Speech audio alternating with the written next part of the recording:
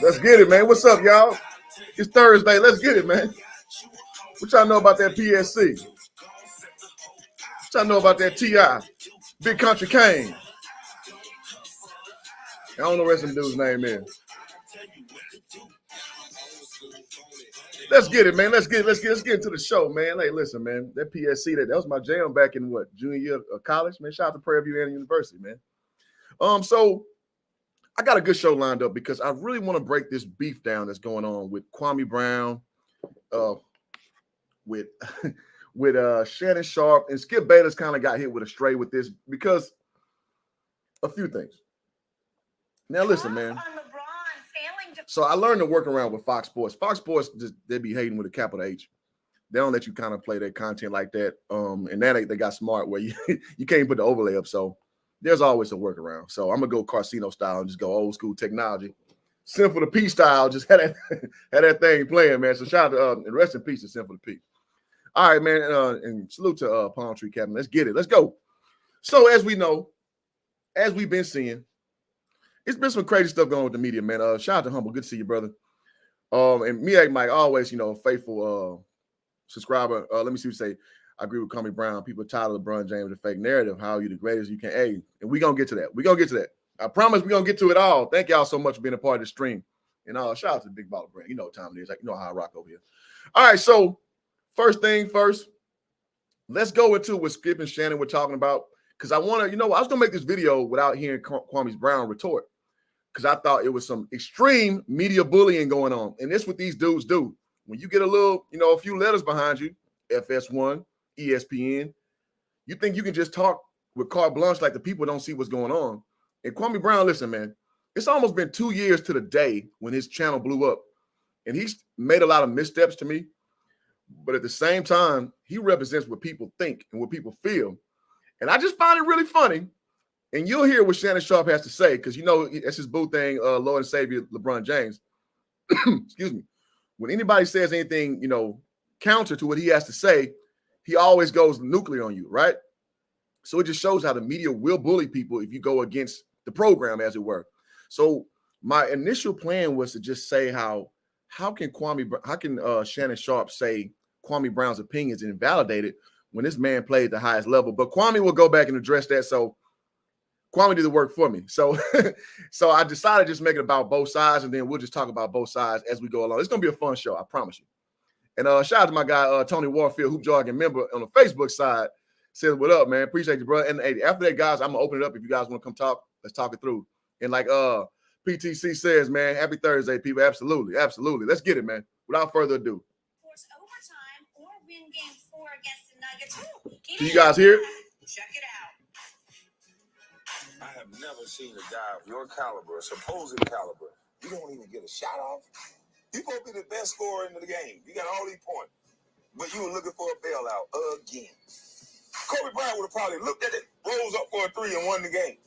Throughout history, people are going to, the little nerds are going to look up your stat line. Now, I'm going to say this. That is a little shady. You said you're looking for another bailout, which means you have a propensity to think that you want situations to bail you out. And if you're coming in good faith, I probably would have left that part out. But I understand where he's coming from, because in a similar fashion, I don't feel so different than Kwame Brown in that. It's like, you remember back in the day, man, shout out to my guy, Flight Sports TV, man. Y'all go subscribe to him, man. That man's a machine, man. He got some great cooking over there, so y'all subscribe to Flight Sports TV, man. That's my guy. But if you really look into, like, with the LeBron James experience, it's like they almost trying to tell you he's great without you just accepting yourself. And it's a little off-putting. It's a little off-putting. Just saying, goddamn it. All right, so let's keep it rocking.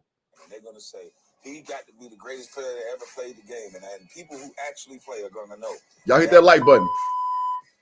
Tell us how you really feel, Kwame. Shannon, what's your reaction? So first and foremost, Kwame Brown was going on for about a good 30 minutes, and they deduced it down to, like, I get it, it's network television. You got to get to the meat and potatoes of it. So they made it seem like he was hating, but he was saying that, like, Kobe knew how to get to spots. To give context, let me give full context, because that's always devoid of these small little blurbs. So in full context, Kwame was saying, get to a spot, know where you're going. And he was saying that LeBron has a limited skill set, which I do not disagree with. LeBron, and like you say, he didn't get a shot off. I think he did get a shot off. He got it blocked, but it just was a poor attempt. So I'm not going to sit here and act like what he's saying is wrong because, quote unquote, he's a bust. Because at the end of the day, listen, ladies and gentlemen, if you guys are new to the channel, y'all please subscribe. I'm a guy who I play ball overseas. I play professionally, in Europe. I also play Division I. I also coach at Division I level. So me thinks I got a little more pedigree or carte blanche to speak than Shannon Sharpe, who played professional, the highest level in football. Salute to him.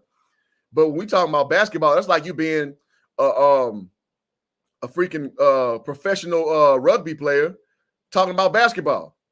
Does not correlate, homie. Does not correlate. And Kwame's going to, kind of encapsulate that point. But I want to lay that out as we go forward. Shout out to P. Rose. P. Rose, I ain't seen in a minute, man. Good to see you, brother. Shout out to my guy, P. Rose, man. Beast on the music tip, man.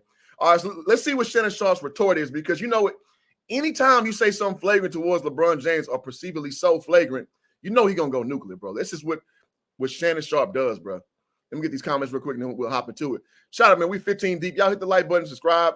Let's get more bodies in here, man. We need to have like 100 people in here, man. Because this needs to be talked about, because this is in my opinion, this is the nexus of media bullying. This is what this shit looks like. And Shannon claims to be a man of people and all upstanding black men. And all that. I'm not saying he's not an upstanding black man. What I am saying is, bro, you using your letters, which is your FS1 shield, to shit on another dude who's just talking on his own podcast, bro. That's what I'm going to accentuate as we go forward. Kobe bag being deeper than LeBron doesn't mean LeBron doesn't get his spots. He likes to drive left and often gets there. Yeah, well, and Kwame said that too. He likes to put his head down, drive right. Put his head down, drive left. And that's pretty much, or shoot a deep three. That's pretty much his bag, which is true. What's wrong with Kwame Brown saying his opinion? But where in this space does it get lost at on your own YouTube page that you have no network backing from, that you're saying your opinion? How does this shit end up on Fox Sports 1? Somebody answer that question for your boy. Shannon brought up Olo Candy. Yes. I'll get to that.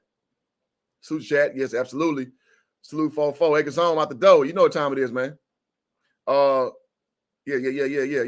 So I think Bron can do wrong. Yes, exactly. And that's the crux of what I'm going to talk about. But let's keep going. His thoughts. I just don't know what would have been done. What would you have done? You're the one overall pick. Yeah. I don't get it, because LeBron was in a no-win situation.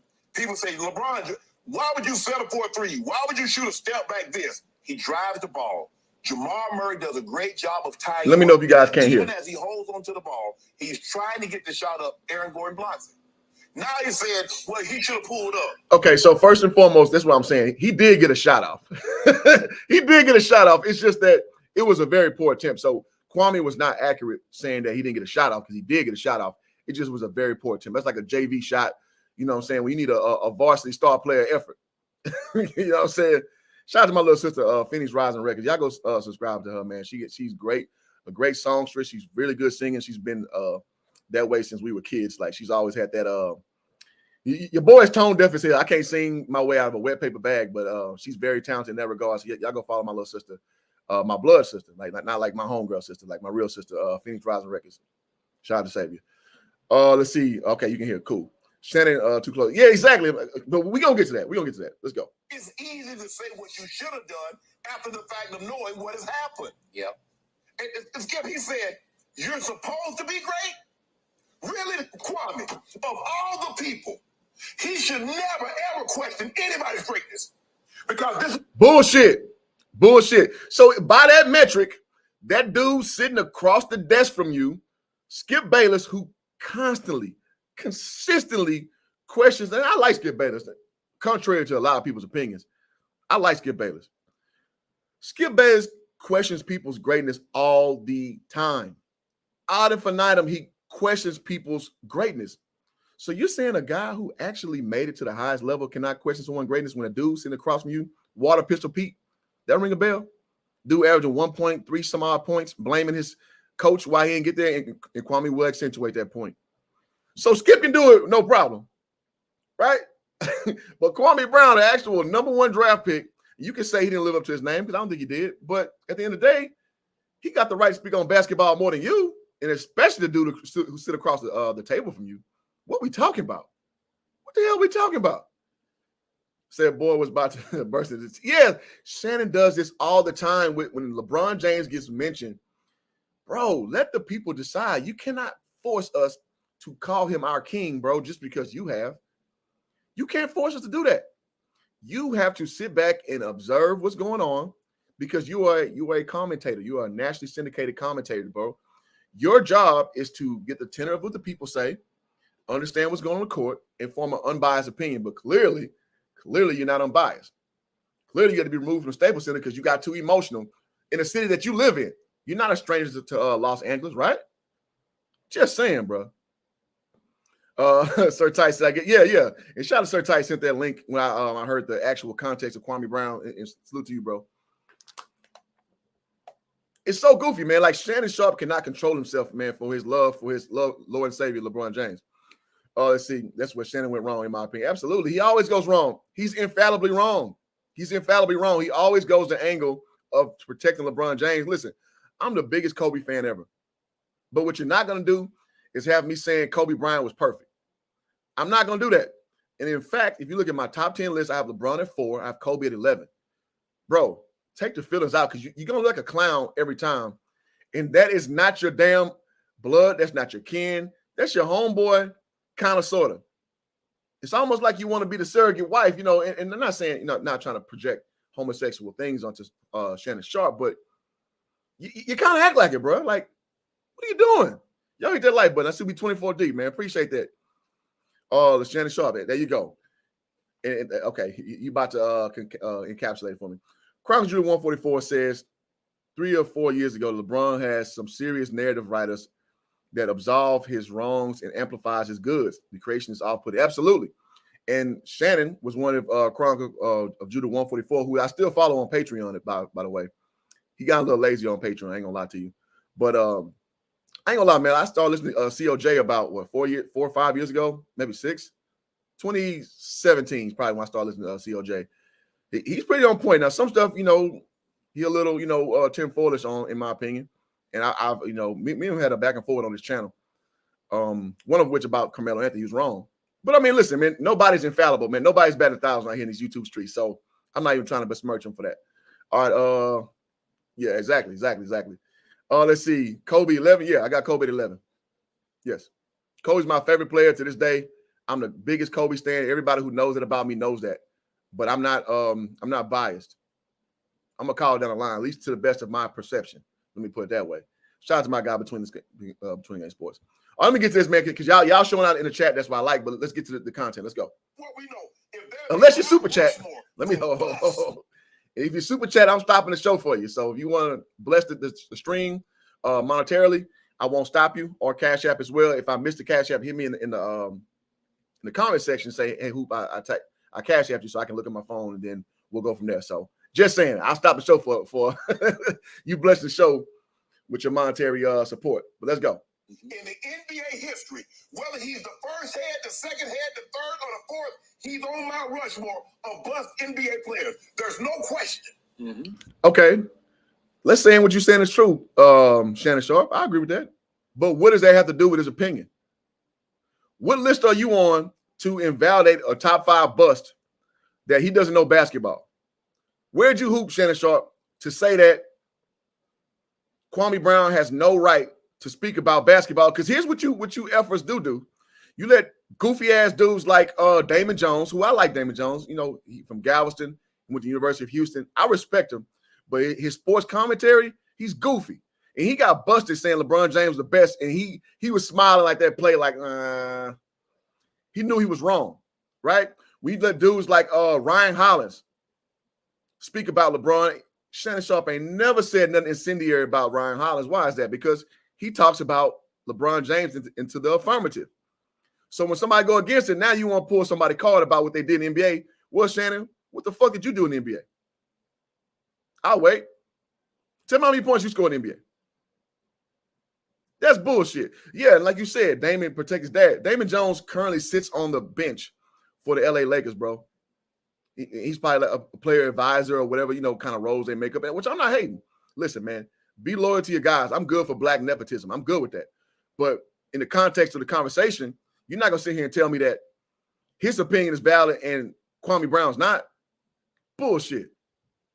Let's keep it going. And then he's going to question a guy that's, whether you say he's first, second, he's top 5 of the greatest players to ever play. I remember I heard him talk when Kobe scored 81. He's talking about he's hitting damn good screens. Really? Dude, you don't. Bro, when a dude cooking like that, let him cook. Listen, your boy never been on a team with somebody who could score 81 points, but I've been on some team who score 40. And sometimes my little chip in 10 to 20, that wasn't a show. And that, if you watch that Raptors game, bro, the Lakers were down like 20. And Kobe just went unearthly. And before then, he went for 60 against the Mavericks, I believe.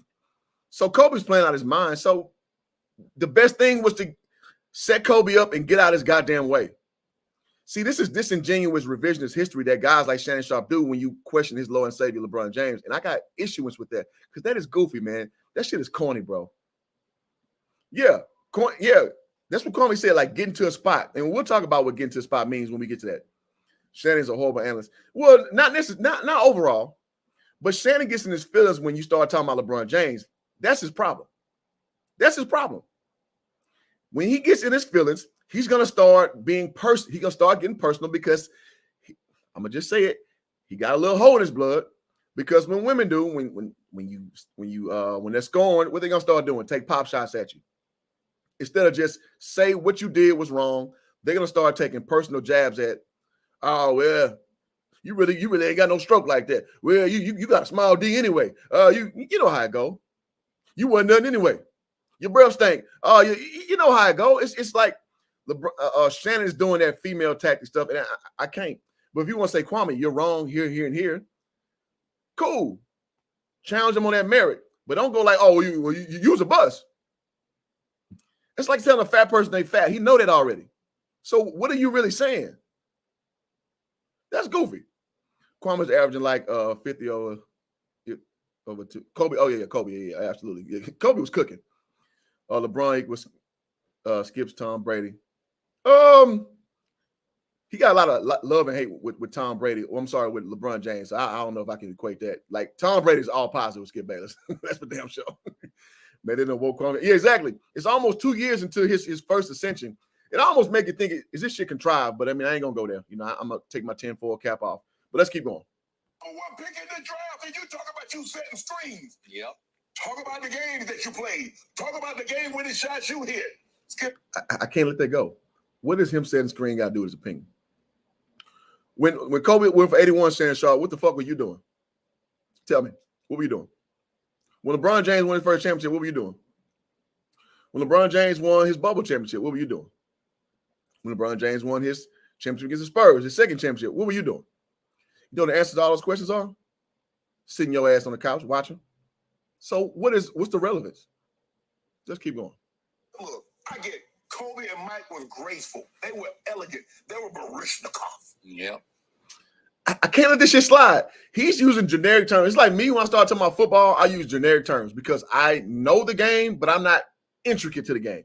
He's using Barishnikov, Mozart, and all these shit, meaning that they were like instrumental. No. Not only that, they had 3 levels of the game taken care of. They could drive to the basket. You know, you learn that at 5 years old. They had a counter to their first motion. They had a counter to that counter. They had an outside game, and they also had a face-up game. They had everything. But Shannon Sharpe can't tell you that shit intricately. He's going to just put it, Mozart. What the hell does Mozart mean, bro? Barishnikov. What does that mean? It don't mean shit. It means something that's generic that you cannot, orate or properly articulate what it is because you don't know. So that's the part that gets me about guys like Shannon Sharpe. Like cut it out, man. Cut it out. Said Shannon don't know football. Nah, I don't agree with that. He know football. Shannon Sharpe knows football, bro. I ain't gonna go there with you. I'm not here to dump on Shannon Sharpe. I'm just here to question his logic when we're talking about basketball. But let me go. I'm going too long. Let me go. But it's just not true. They haven't hit more game-winning shots than LeBron. The numbers don't lie.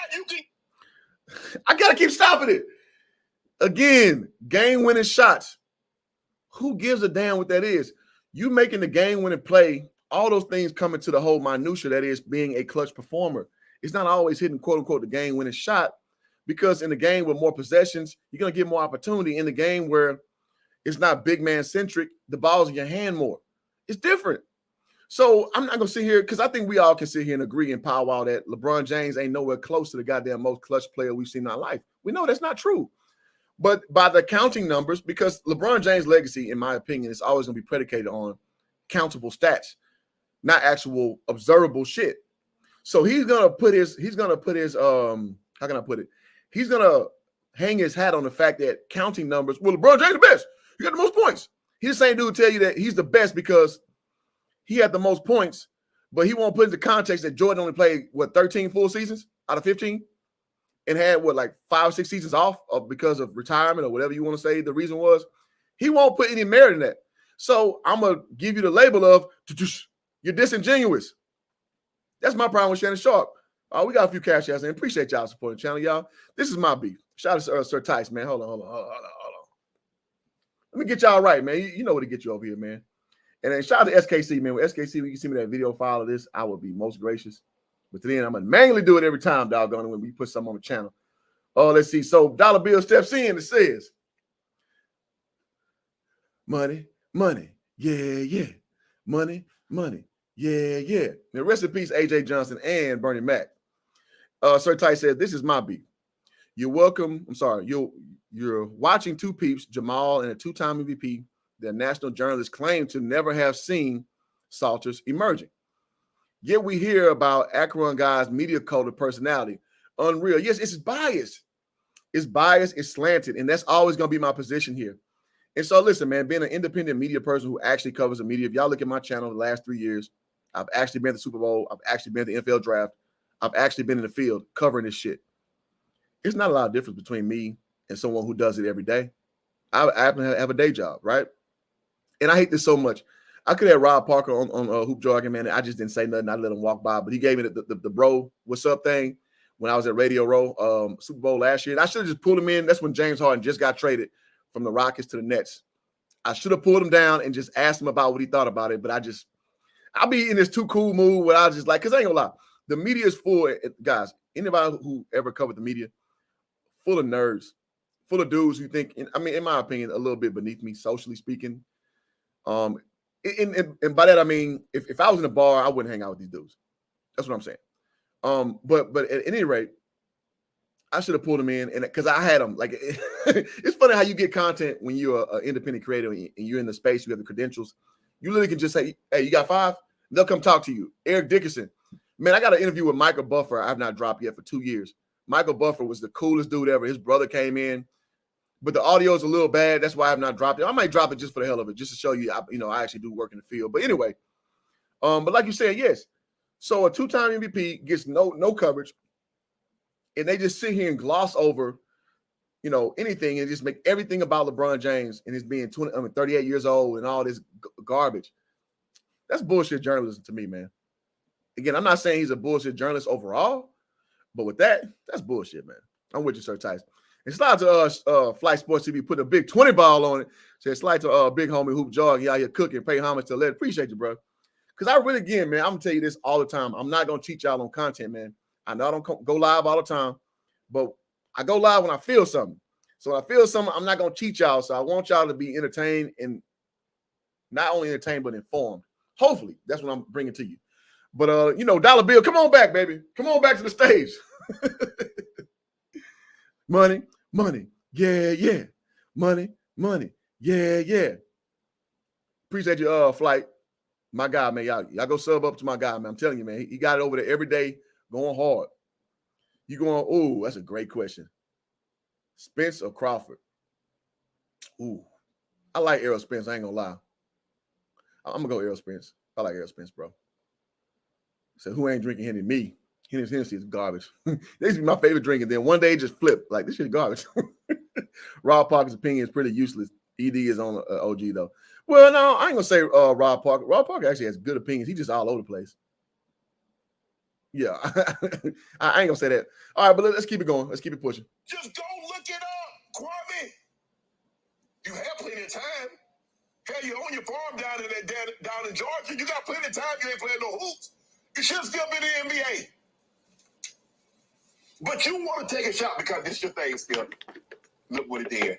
Everybody, he was trending. He got exactly what he wanted. Okay. He trended more. That is such a garbage opinion. Kwame Brown spitballs on everything he thinks every day. And again, I think Kwame on some level is a lazy ass YouTuber because the momentum he had this time 2 years ago, literally almost to the day. This dude had YouTube on fire. This dude went from like 1K subscribers like 400K within like weeks, right? And he had Tommy Sotomayor hating on him, and you know Tommy gonna Tommy, bro. It is what it is. But now he kind of he never really tackled the business of being a YouTuber. You know, he kind of just goes from his car, he just spits balls, but whatever, man. I mean, that man journey is his man journey. I ain't here to dismirch him for that. But you act like this dude don't do this all the time. That's what Kwame Brown does. He goes live about anything he sees and he just talks. What is this any different than anything he does every day? I tell you what's different. He talking about your Lord and Savior LeBron James. He got you hot over that shit. And now you got something to say about it. And I think that's goofy. Let's see. Slim says, when you tell truth, people subscribe. Yeah, I mean, listen, Kwame's lost a lot of subscribers as well because, again, he's just a little lazy. But, I mean, he live his own life, man. Like, he's not a YouTuber like that. He does what he does when he feels like doing it, which is it's not atypical from what I do. So I'm not going to besmirch him for that, but I just think he has such a big profile. He had a hot run. It's like, bro, keep giving the people what they want, but I mean, he lived his life, man. I can't tell no grown ass man. Me and Kwame Brown about the same age. He's 40, I'm 39. I can't tell no grown ass man to do this life. It is what it is. Kwame, best analyst, hands down, better than commentator. I don't agree with that. Kwame be off too. But Kwame's good though. He tells shit. He shoots from the hip. Kwame Brown does not sit here and placate to any affinity he has for a certain person. I think one of the best people. Hey, I'm gonna lose some of y'all. I like Jason Whitlock. Jason Whitlock is really on point a lot. I think his LeVar Ball takes were horrible. Every last one of them were terrible because they were off base and off merit. And shout out to LeVar, man. Guy I met in real life a few times. Got to chop it with him. I mean, y'all check my channel. And I'm still working on. I'm talking to his handlers to get another interview because my last one had no audio. I got to chop him for 30 whole minutes. Love LeVar Ball. His takes on the Ball kids were horrible. But Jason Whitlock is hit or miss. He's very hit or miss. But when he's hitting, he's like goddamn Frank Thomas knocking that bad boy out of the wherever the goddamn White Sox play. But when he's missing, he's whiffing like he's whiffing like what's the all-time strikeouts leader? Doggone, what's the old buddy name, man? God damn, he'll come back to me. But you know, that's kind of the shit that Whitlock's on. I think one of the better analyst is I think Jay Williams is really good. When JJ Redick is not placating to black issues, quote unquote, I think JJ Redick is really good. But when he starts doing that white dude, white savior shit, I'm like, I'm out. But overall, when you listen to what he says when he's just breaking down ball, JJ Redick is really good. Marcellus Wiley is really good at sports commentating, actually. Everybody else kind of has this little thing where they're kind of placating to like an audience or a fan base, and they just kind of all over the place. And I just kind of just eat the meat, spit out the bones with all of them. You know what I'm saying? I'm sure there's other ones out there, but those are the ones who leap out to me in my mind. Shannon Sharpe loves a lot of ad hominem attacks. Yes, he does, because it's very feminine. Like, and I like Shannon Sharpe. Don't get it twisted. He HBCU graduate like myself. I respect him, but he does that shit because again, that's those are called female tactics, man. When you break up with a female or it don't work out, first thing they start doing is ad hominems. Talking about you ain't this, you ain't that, you ain't shit, your baby ain't shit. That's how it usually goes. Let's see. Terry says on the Facebook side, I wouldn't say lazy. His content got old. He has enough of a fan base. Well, you know what? Kwame started arguing with these no-name people. That's why I stopped listening to him. I'm like, all right, Kwame, you talking about these people who are basically ate off your name, and then they got a little, fan base off of your name, Mr. Skinny and all these people. I'm like, dog, these people are nobodies. And he pulled up on somebody at some restaurant. People forget Kwame Brown is a 7-foot dude in real life. Me, I'm 6'7" in real life. On the camera, everybody look the same size. You know what I'm saying? But some people forget that dude is a big dude. So it's just funny to watch how those things kind of shake out sometimes. But it is what it is. True High said, what's the difference between Shannon does and what Kwame does? A lot, actually. When you have network backing, when your network backs you, you come off, what they call it, kill the ant with a sledgehammer. And what Shannon does is he purports himself to be a man of the people. He purports himself to be fair and unbalanced. But, well, to your point, he's doing the same shit, but he's basically backing up and saying he has piety in the whole thing. And I don't like that shit because you got the network behind you. Yeah, I like Rob Parker, too. Rob Parker's just, man, he a dude. He ain't gonna never stay with the network, man. He just Rob Parker a renegade, man. It is what it is. Lord say LeBron James. These dudes, exactly. Shout out to Andrew. Good to see you, brother. People don't like the messenger, but you can't take away from the message. There you go. Straight up. See, I unsubscribe from Jason. He is too drama filled. I mean, I get it. But I like Jason. I mean, I take him in small doses. Pause. I can't overdo Jason Whitlock, but I mean, when he on point, he on point. The Gilbert and Stacks and Matt. Yeah. Hey, Kwame Brown jumped their ass. And listen, I ain't never heard nobody talk about Stack like that. How Kwame Brown did it. And Stack wasn't talking about none of that gang shit when Kwame talks. So obviously he know how he get down. That's what I deduce from the situation. Let's see. Kwame got cooked. Mama's cooking. I don't agree. I don't agree we got cooking. And we're going to get to that. Shannon's okay. You guys, y'all going hard in comments, which I like. But, if you super chat, I'll stop the show. Let me keep going. Saying something, because sometimes, Skip, the only success you can have is taking a bite out of somebody that's successful.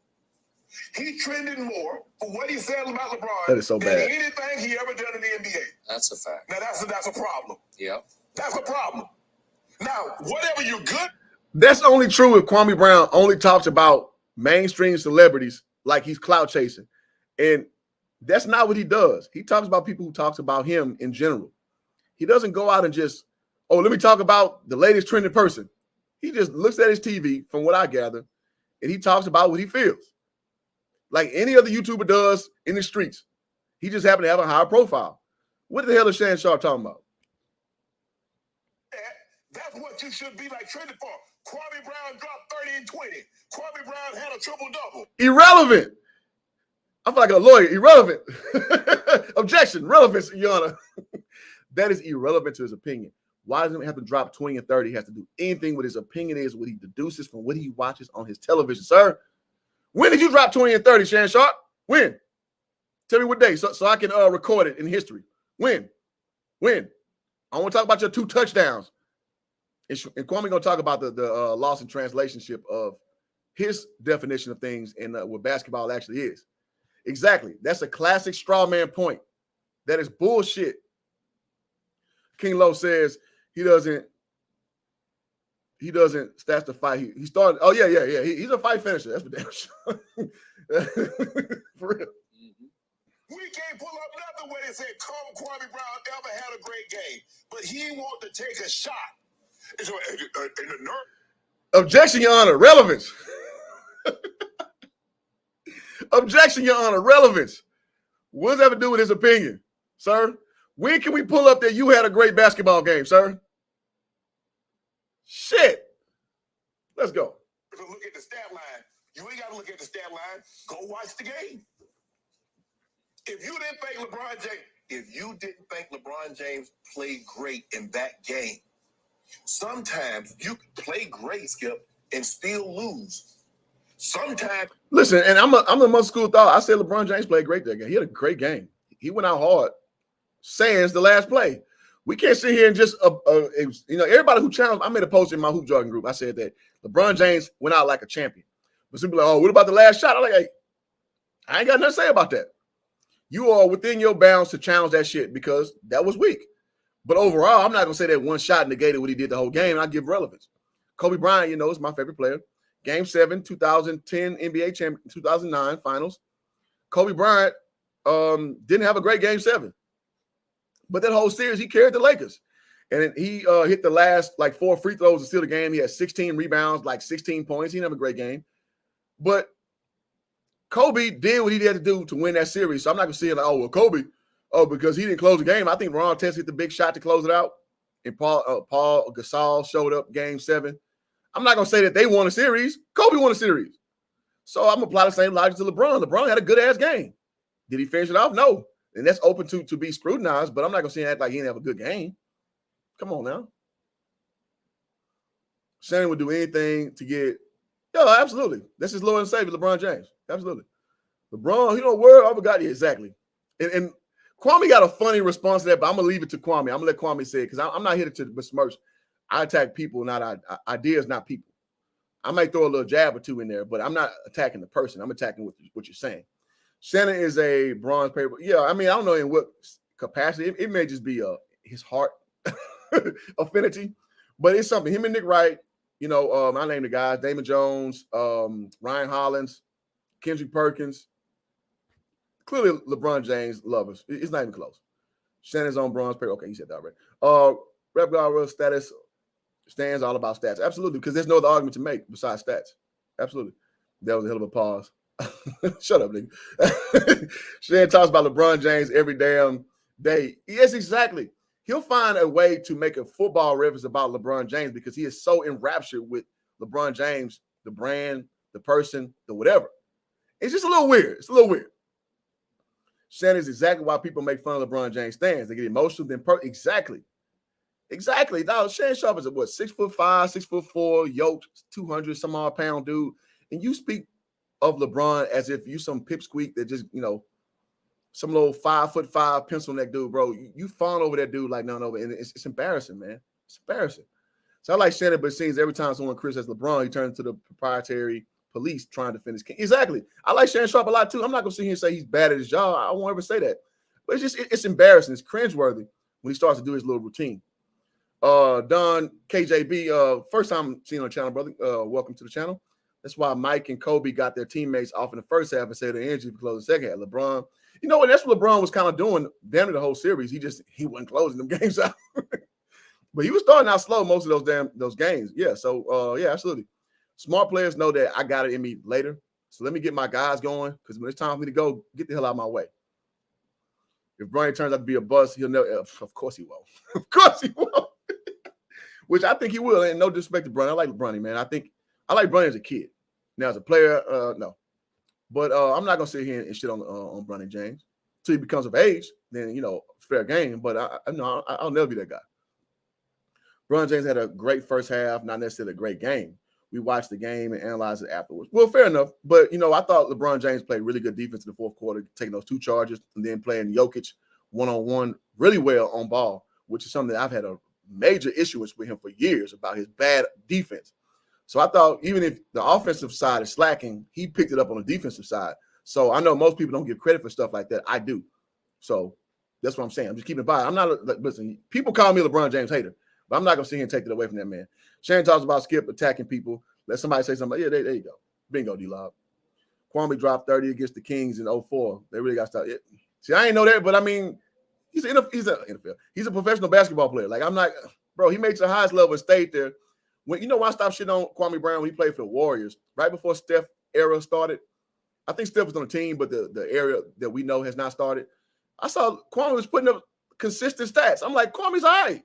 Kwame, he had a mid-range game at that time. He could hit the rebounds pretty well. I'm like, Kwame Brown's all right. That's why I want to say this 2012-ish. I stopped shitting on Kwame Brown. I'm like, man, Kwame Brown's straight. So fast forward to where we are now, people are talking like in a revisionist, mindset, like 2001 was the only year he played basketball. And that's bullshit. Say Shannon ain't the only one who brings up Braun's situation that haven't nothing to do with him. Yeah, of course. Of course. I named out about 5-6 guys already. And salute back to you, Don KGB, man. I hope you subscribe to the channel, man. Again, I'm going to give y'all that uncut dope over here, man. I'm going to tell you how I see it, and you like it, don't, you don't. Man played 48 minutes, 8:38. Of course, he's tired. So what? What they got to do with the price T in China? They don't give out awards based on minutes played and tire level. They give awards out based on how you finish stuff out. So I'm giving credit for playing hard. Again, I said it.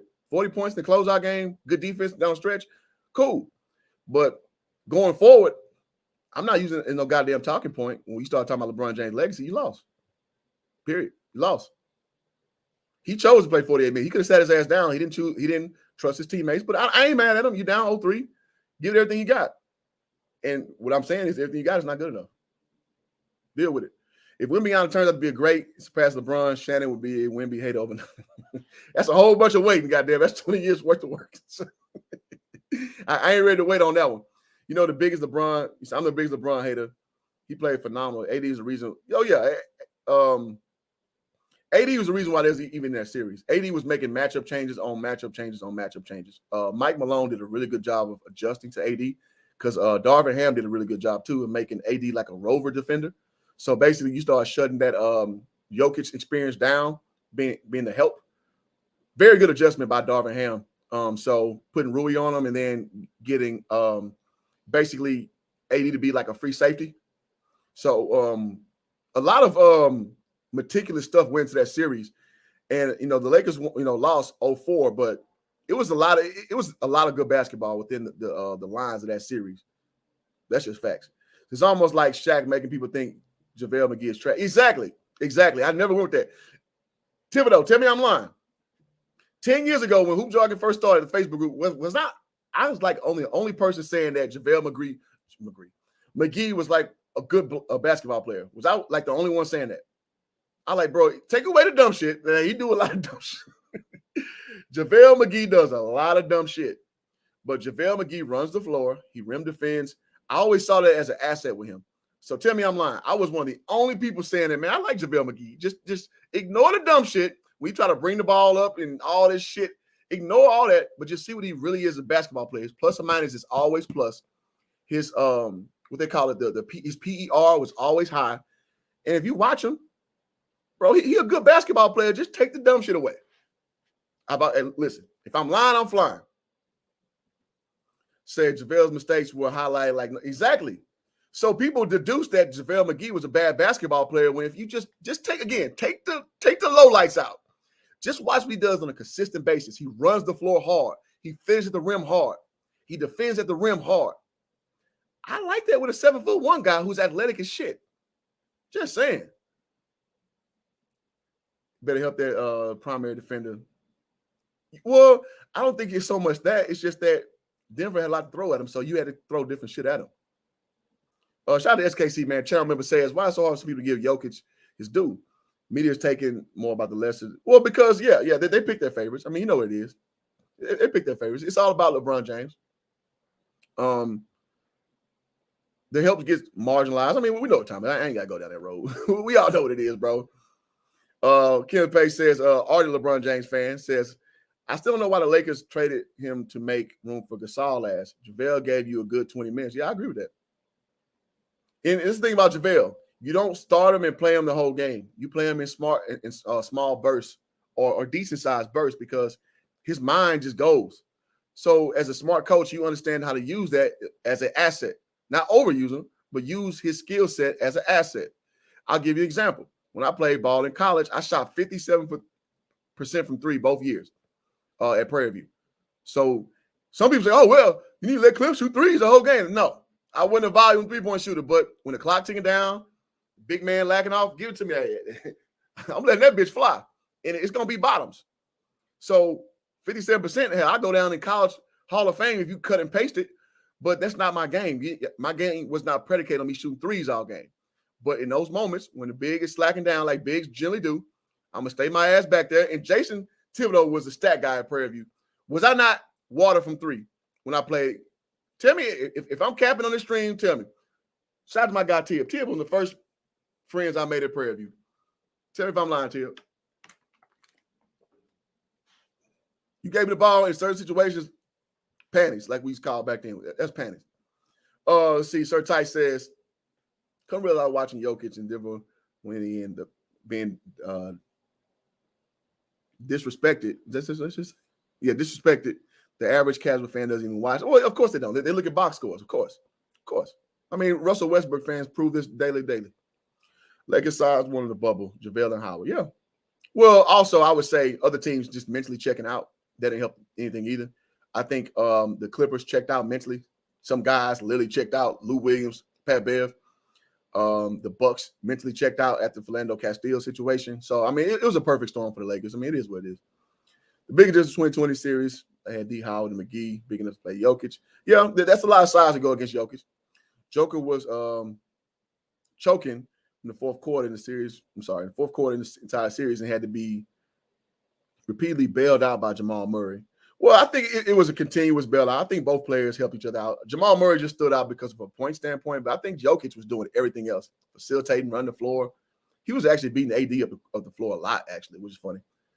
Carlos said, not a LeBron fan. He should have finished the fourth quarter better, but he chose to play that 48 minutes. Could it be he saw his teammates weren't cutting it? Nice show, bro. Appreciate it, man. And listen, man, I like pushback, bro. I'm not offended by it. Unless you're saying some crazy shit, then I'll probably block you. But other than that, I mean, just because you disagreeing with me, it's not a big deal. Appreciate it. Let's see. JaVale, alter shots, rim protector, takes up space. Guys like that, yes, absolutely. Thank you. I hit the 3-ball at a 57% clip. But you're not going to gain strategy around me shooting threes because that's not my game. Just saying, goddammit. Let's keep going. You can play bad and win. That's happened. But I don't get. I'm just trying to figure out what was Kwame hoping to accomplish, because he jumped on it. Let me help you. He was hoping to accomplish making a goddamn live stream where he gets paid off of, dude. You think he has his other agenda? Like, he has no ties to these networks. He has no ties to anything other than his personal interests or him just sitting down. You know what? I feel like talking today. God damn, man. That's like, how do you call it in space? They call that bitch babble. That's bitch babble, man. Like he's like, and LeBron James, you're supposed to be a superstar. You're supposed to be on one of these all-time greats. You're supposed to be? No. You were supposed to be an all-time great player. You were supposed to be a superstar. That wasn't supposed. Objection, Your Honor, relevance. Dude, so by your logic, you're saying that the guy across the desk from you, he has no clemency to speak on any player ever, based on your logic. Because we're saying supposed to be, we're talking about what the media props him up to be, as it currently stands. So just because at one point Kwame did not live up to expectation, that is true. But doesn't mean he has a lifetime ban on speaking on basketball, dude. LeBron James is everything that people thought he would be and more. Yeah. You are what people, I don't agree with that. Nothing of what you were supposed. Sure, maybe he can't have to stop this shit. You're D-riding so hard, bro, that you're making these erroneous statements. LeBron James is supposed to be the next best thing ever. Now, in LeBron's opinion, Shannon's opinion, he says he's the best player of all time. So I guess in that context, okay, I guess he's right. But for us who don't view it that way, no, you left some meat on the bone, homie. Not to say you didn't, step up and live up to some modicum of your hype. Yeah, absolutely. I mean, I'll be sitting here lying to you that he's not done that. But to say that he lived everything plus more, no, I disagree. I disagree. You're supposed to be the next coming, and you got that red carpet rolled out from game one. Now, damn that, from high school. To remember things in context, guys, LeBron James was getting high school games covered on ESPN, bro, like 2002. That shit wasn't happening back then. So you got the red carpet rolled out for you. So people gonna have some scrutiny. As you know, as highly touted as Kwame Brown was, he wasn't getting his high school games televised. He wasn't getting on the cover of Sports Illustrated, right? Let's keep it real now. Let's keep it real. And shout out to True Hype putting $2 on it. Thank you, sir. You know what that gets you over here on this channel. Dollar bill, do your thing. Money, money, yeah, yeah. Money, money, yeah, yeah. Appreciate you, sir. Man, I want to get through this, man, but I want to get to Kwame Brown's side too. But it's just like, God dang, man. I cannot help but to stop it because this is media bullying, bro. This is what media bullying looks like. You using your 3 letters, FS1, well, 2 letters and a number, but you using your network backing to shit on a YouTuber. If Kwame Brown went on Colin Coward and said that, free game. Go at him. This dude in his damn car fired up the camera and talked. And you making a whole segment about this. That is freaking network bullying, bro. And I ain't want the cat to be like bullying and all bad. But I'm just saying that's what you're doing, though. So Kwame got the right, and he going to come back and say what he say to combat what you're saying. That's all I'm saying. Or maybe he wants to convey a point the national media does not convey, despite all the former players and Stan Journey. Absolutely. Nothing wrong with a counter opinion, just like on this channel. If you want to say something that you think, Hoop, you're wrong, no problem. As long as you're being respectful, I ain't tripping. Didn't Shannon interview admit and say Kwame could have been an all-star if not given the bust label? I didn't hear that, but if he said that, I mean, another contradiction.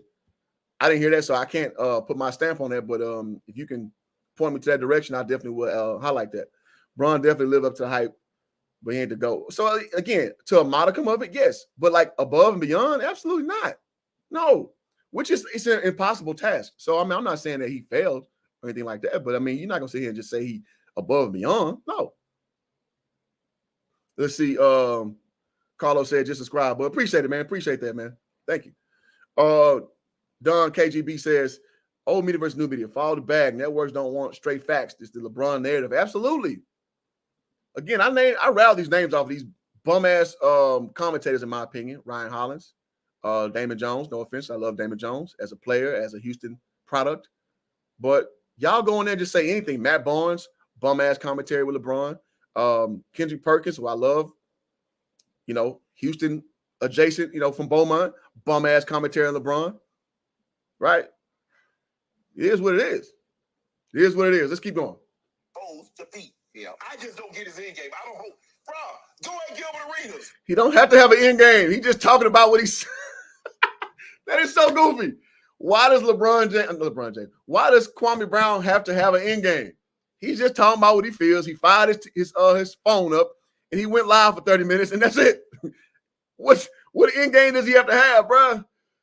Jeez. True Hype also says they're looking at the eyes and see what the attention is in the old cable format is dying. Or else he went exactly. Bingo. It shows that these streams matter, bro.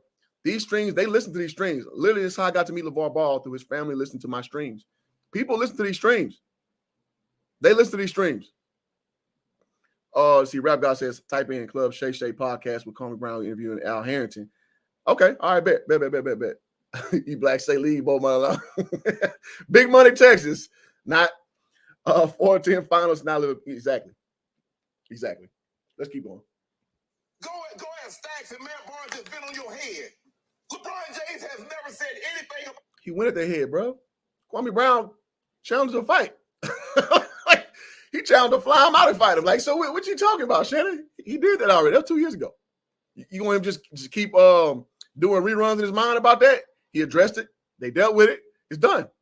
You want just to rehash it just because? Damon Jones, my guy, he played ball with my cousin in high school. Okay, that's what's up. I also took some class with him at U of H. Yeah, man, Damon Jones, again, no disrespect to Damon Jones, the hooper. I think he played at Galveston Ball High School. Much respect for Damon Jones, but him, the commentator, forget about it. About you. And you want to take a shot at the man. Why? Because you know what? I'm trending, and you don't get people on my social media. And I'm going to say it too. Bro, you a joke. I'm going to find a video. Damon Jones got cornered when he had to admit that LeBron James wasn't no damn GOAT because he got caught and he had that smile like, damn, you got me. But he know where his bread is butter, man. I'm not mad at him for that. But, like, I'm going to just put you in the clown category as far as your commentating. It is what it is. You a joke. You from the crib. You from down. You're a joke. Really. Real talk, you a joke. Mm. Okay, my turn on this, and I hear everything you just said. Believe it or not, I was on the phone with Michael Jordan the night before that draft. All right, for the sake of interest, I'm gonna skip Bayless. Say that 5 times fast. I'm gonna go straight to Kwame Brown because this stream was obviously about Kwame and Shannon. So I'll let Shannon give his little diatribe out. So I want to give Kwame. I know he go hard for a long time. Pause. No first downs in basketball. Okay, he coming in hot. For all my save folks, close your ears because Kwame coming in hot. Kwame Brown's coming in hot. So again, let me say this before we get going. If you guys are liking the stream, I think y'all do. Where did I go with 5 contributions so far? We're at 3. So if you like it, $2, $1, it doesn't not matter. I appreciate all y'all contributions, guys. And because I think this story needs to be told from a fair perspective and not from just you backing Shannon because he's FS1 or you backing Kwame because he got the bust life culture personality going. I'm going to call it how I see it. So again, let's set it up. Shannon Sharpe says that Kwame Brown cannot talk about the situation because he was a bust. He did not live up to expectation, so on and so forth. So I'm giving Kwame a fair one and let him speak about it based on his perspective. So based on his perspective, let's do it. You a guest in the house of this basketball talk. Didn't you know that? Hey. And now, since you don't want to act like a guest in this shit and you want to invalidate me, you football playing dummy, Nigga, it ain't no first downs in basketball, clown. How you gonna try to invalidate a man who was the #1 draft pick, boy? You want to try to put some bass in your voice when you talking to me? When you on a panel with a nigga that buckled you down, boy? You on a panel with a white boy that blamed his coach for not making it to college, and you want to try to invalidate? Now, I'm gonna say this. I'm not a big fan of this, white dude, straw man that Kwame loves to do this. I don't agree with this. Bro, you're across the table with another man who's your boss.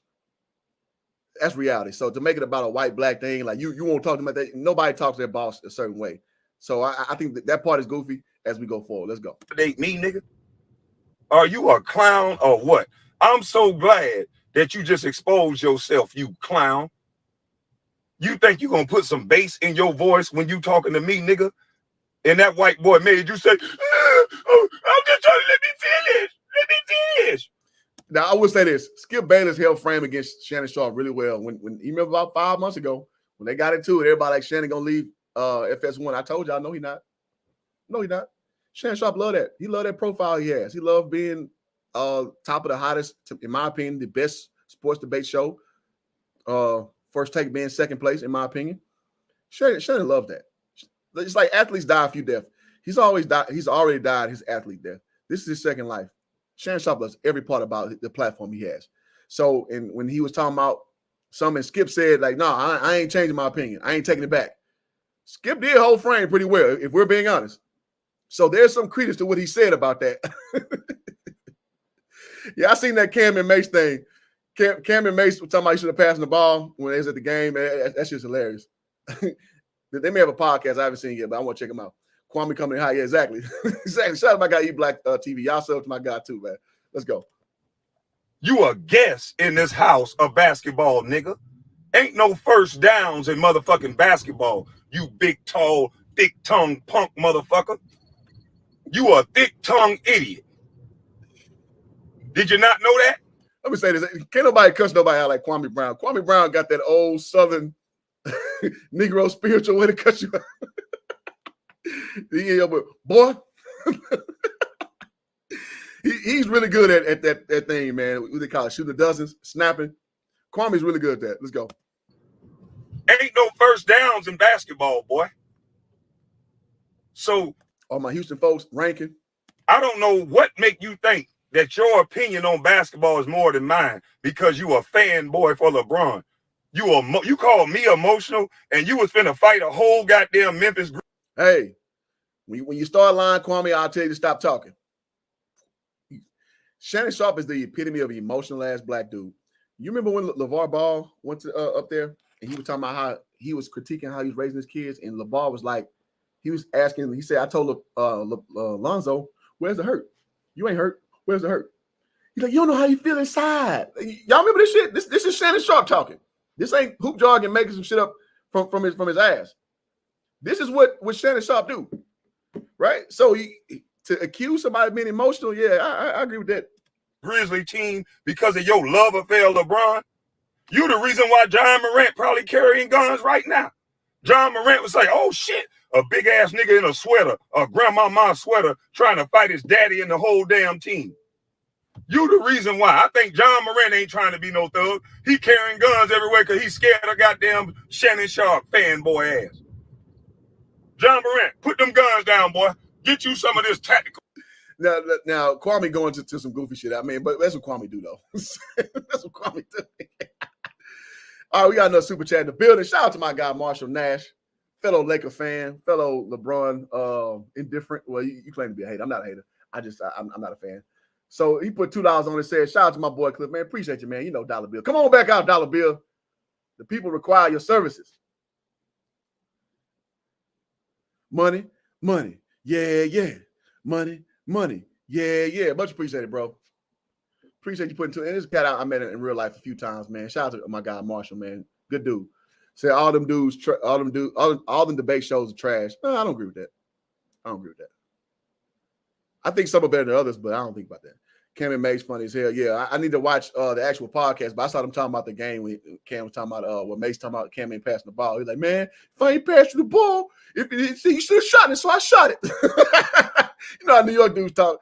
But I appreciate the back and forth, man, because that's how it is as a hooper, man. Like, it's hard for you to let it go.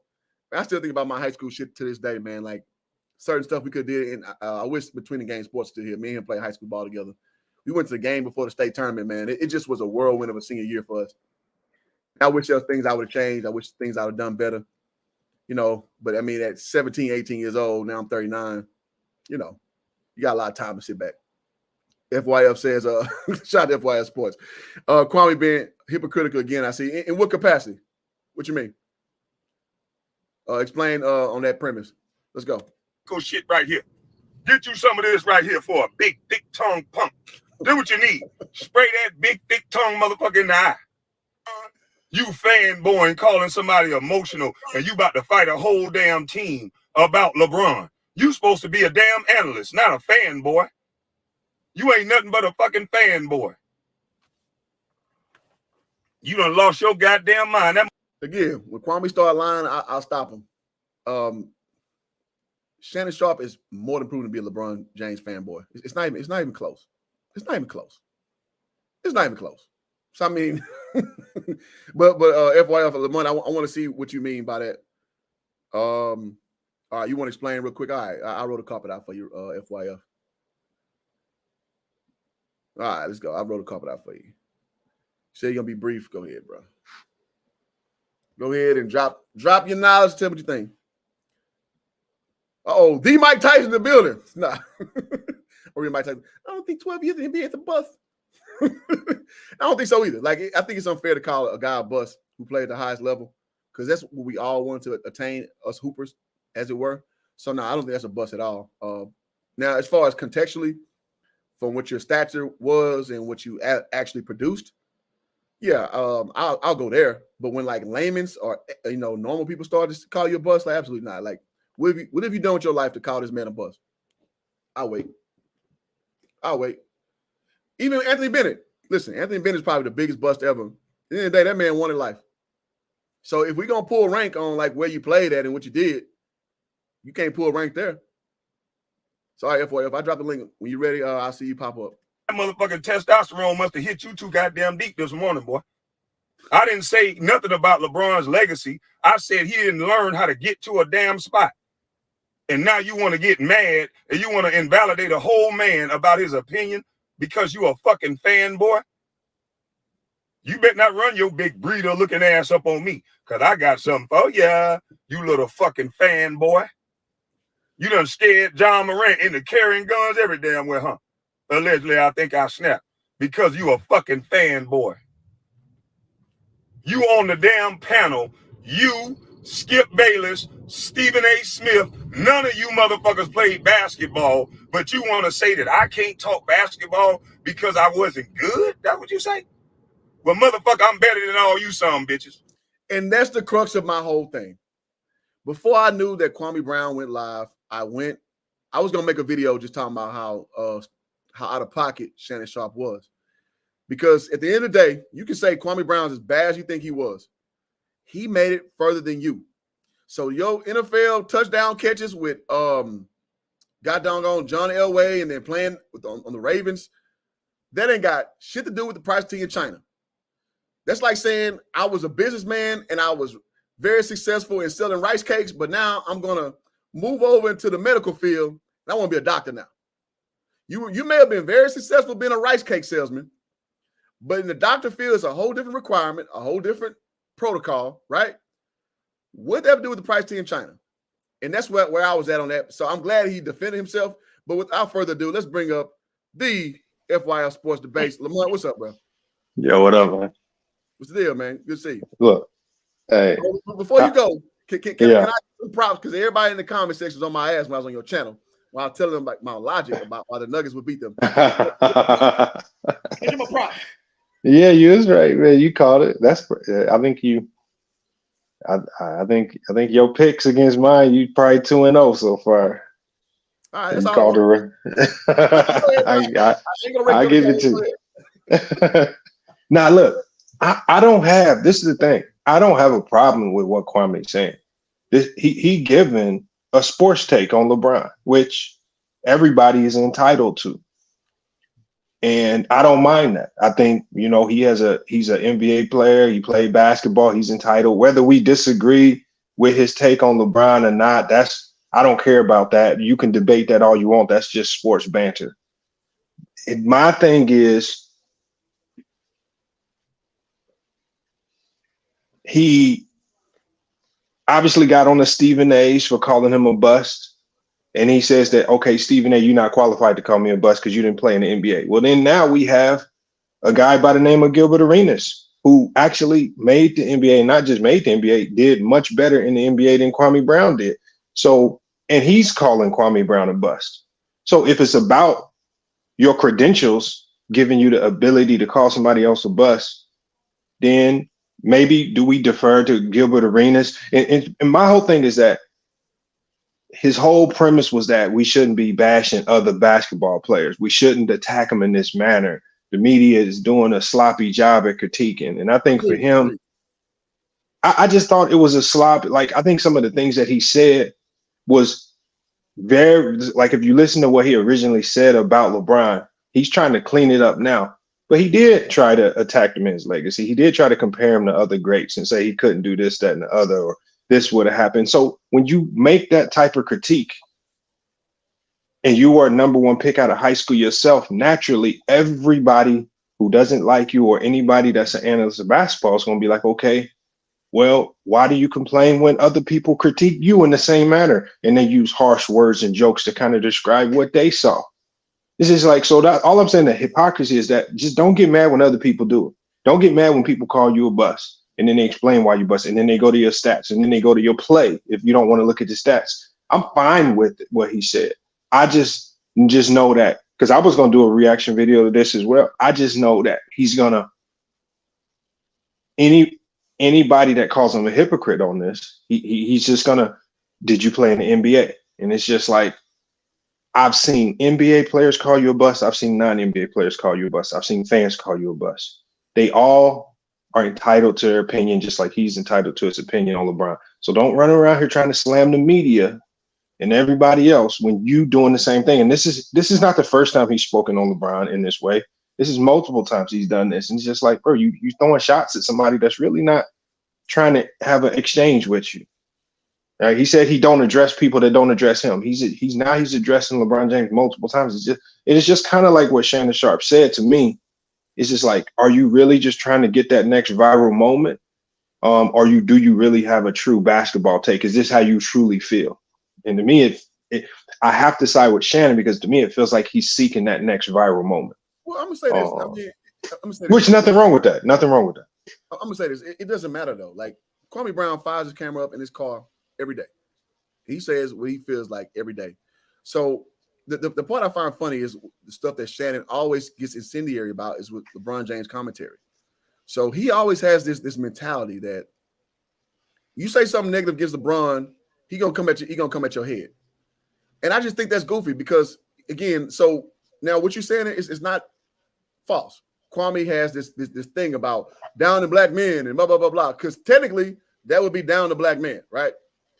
But ultimately, I just kind of excuse out the way. I think that's that incessant need for some black men to just be, how can I put it, socially conscious and all that. I don't subscribe with that. But I'm also big about just being objective. Like, just tell what you say what you mean what you say. So I'm not really tripping about shit like that. But ultimately, when he goes and says things like that, like, oh, what's your end game? There's no end game. You just commentating on what you see or what you felt passionate about. I mean, you YouTube just like me, bro. You got a huge channel. Sometimes it's like sometimes you kind of going through the motions, but sometimes when you feel hot about it, what you gonna do? You're gonna fire that stream up and go, right? And so it doesn't have to be an end game. It's not have to be some diatribe you're going on to besmirch LeBron or like put him in a certain place. It's just like, I feel like speaking on this based on my knowledge, based on my level of understanding, I got an opinion. And that's just it. And before we get to that, man, shout out to TFJ putting $2 on it, man. TFJ, I ain't seen in a minute, man.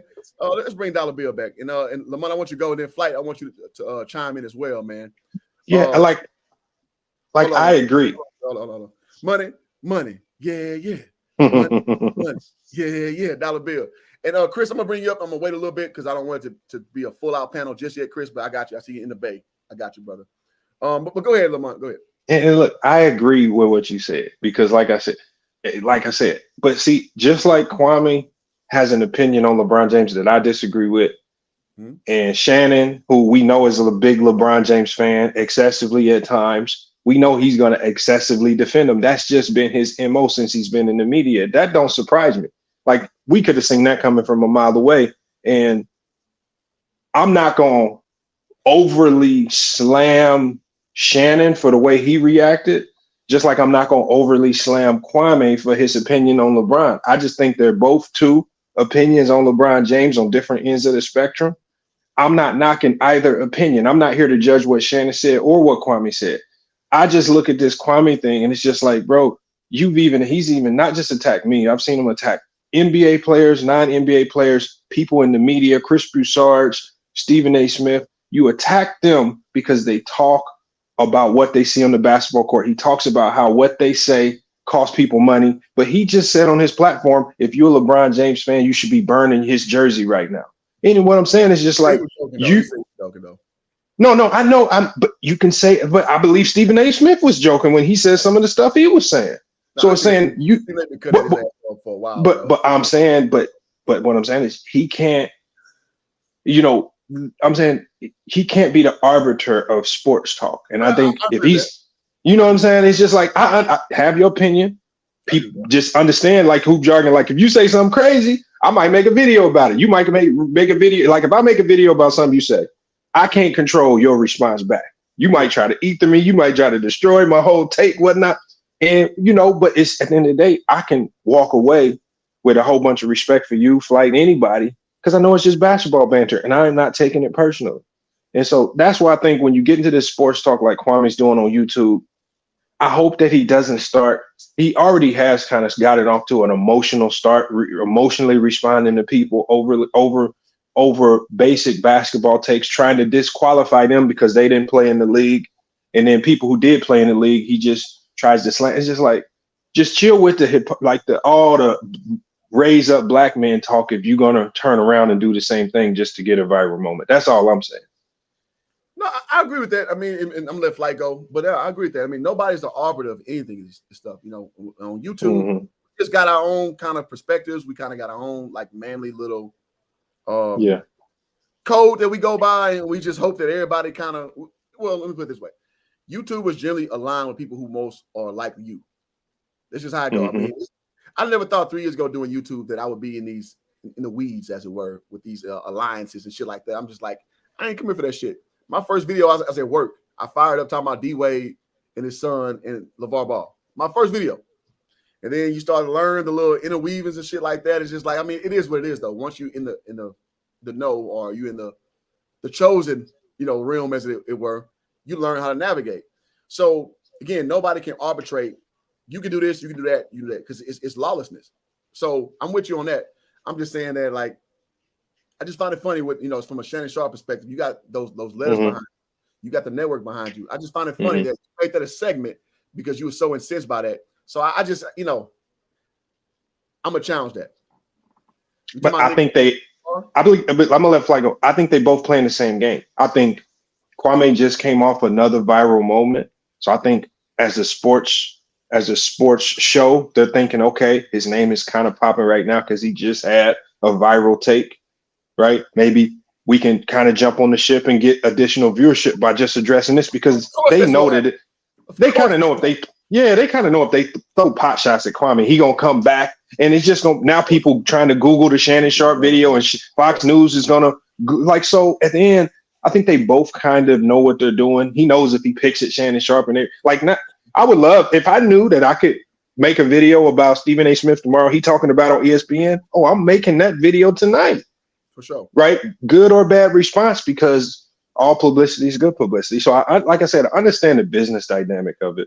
But like I said, I truly hope that when because people will start coming at Kwame for this take.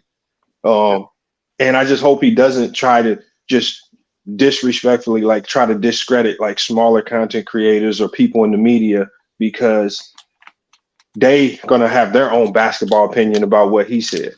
And I hope he doesn't really show that hypocrisy that I think he's gonna start to show.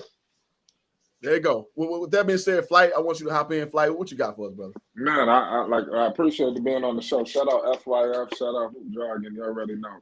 Listen, man. I agree with the stuff FYF was saying, especially that last point. You know, it's a big business. You know, FYF, you hit it on the head. Pause. You know, with that last point. You know, this thing gonna be trending until tomorrow, maybe the whole damn weekend. You know, you don't know what Kwame might do out of this. He might get some partners involved. You know. I mean, so it's like, so I'm just seeing the bigger picture here. So Sharpe knew what he was doing, and Skip, you know, because they okayed that segment on that show. Absolutely. You know, it was other segments that's not even. There's a lot of other things they could have talked about. You know, and also, like I said, Kwame not doing that. I keep 100 on YouTube, but he's not really doing much relevant. You know, like I mean. Hoop Jargon was stating like he came out with a wave. I was in the car listening to Hoop Jargon when he first came to YouTube. It was like he had YouTube in the palm of his hands. It was like in a few days he went up 400,000. I mean he really pissed that away. You know he could have took this thing over because he was coming like the way Paul he was moving like a tidal wave out here. You know, like a big tsunami. Absolutely. He about to wipe everything out. You know, I mean in a few days. You know, I mean so tsunami in this thing. Yeah. But back to the statement. You know, I think he was a little egregious on that point. And I'm not, I love LeBron. LeBron is the greatest player I've ever seen in my life. When I get older, when my kids ask me who's the best player you ever seen, I'm going to say LeBron James. You know, but, you know, and that situation was tough, time running down, you know, things of that nature. He didn't get a shot off. You know, it was a messed up situation. But he did. He got it blocked. Yeah, okay. Yeah, but the bigger picture, he could have got a game, and literally we talk about the shot, but he shouldn't have got swept. But that's neither in there nor there. But the bigger picture is for Kwame's point. LeBron got, and I'm telling the people this all the time. LeBron has minions in the media. Now we want to sit up here and act like these people are just doing their job.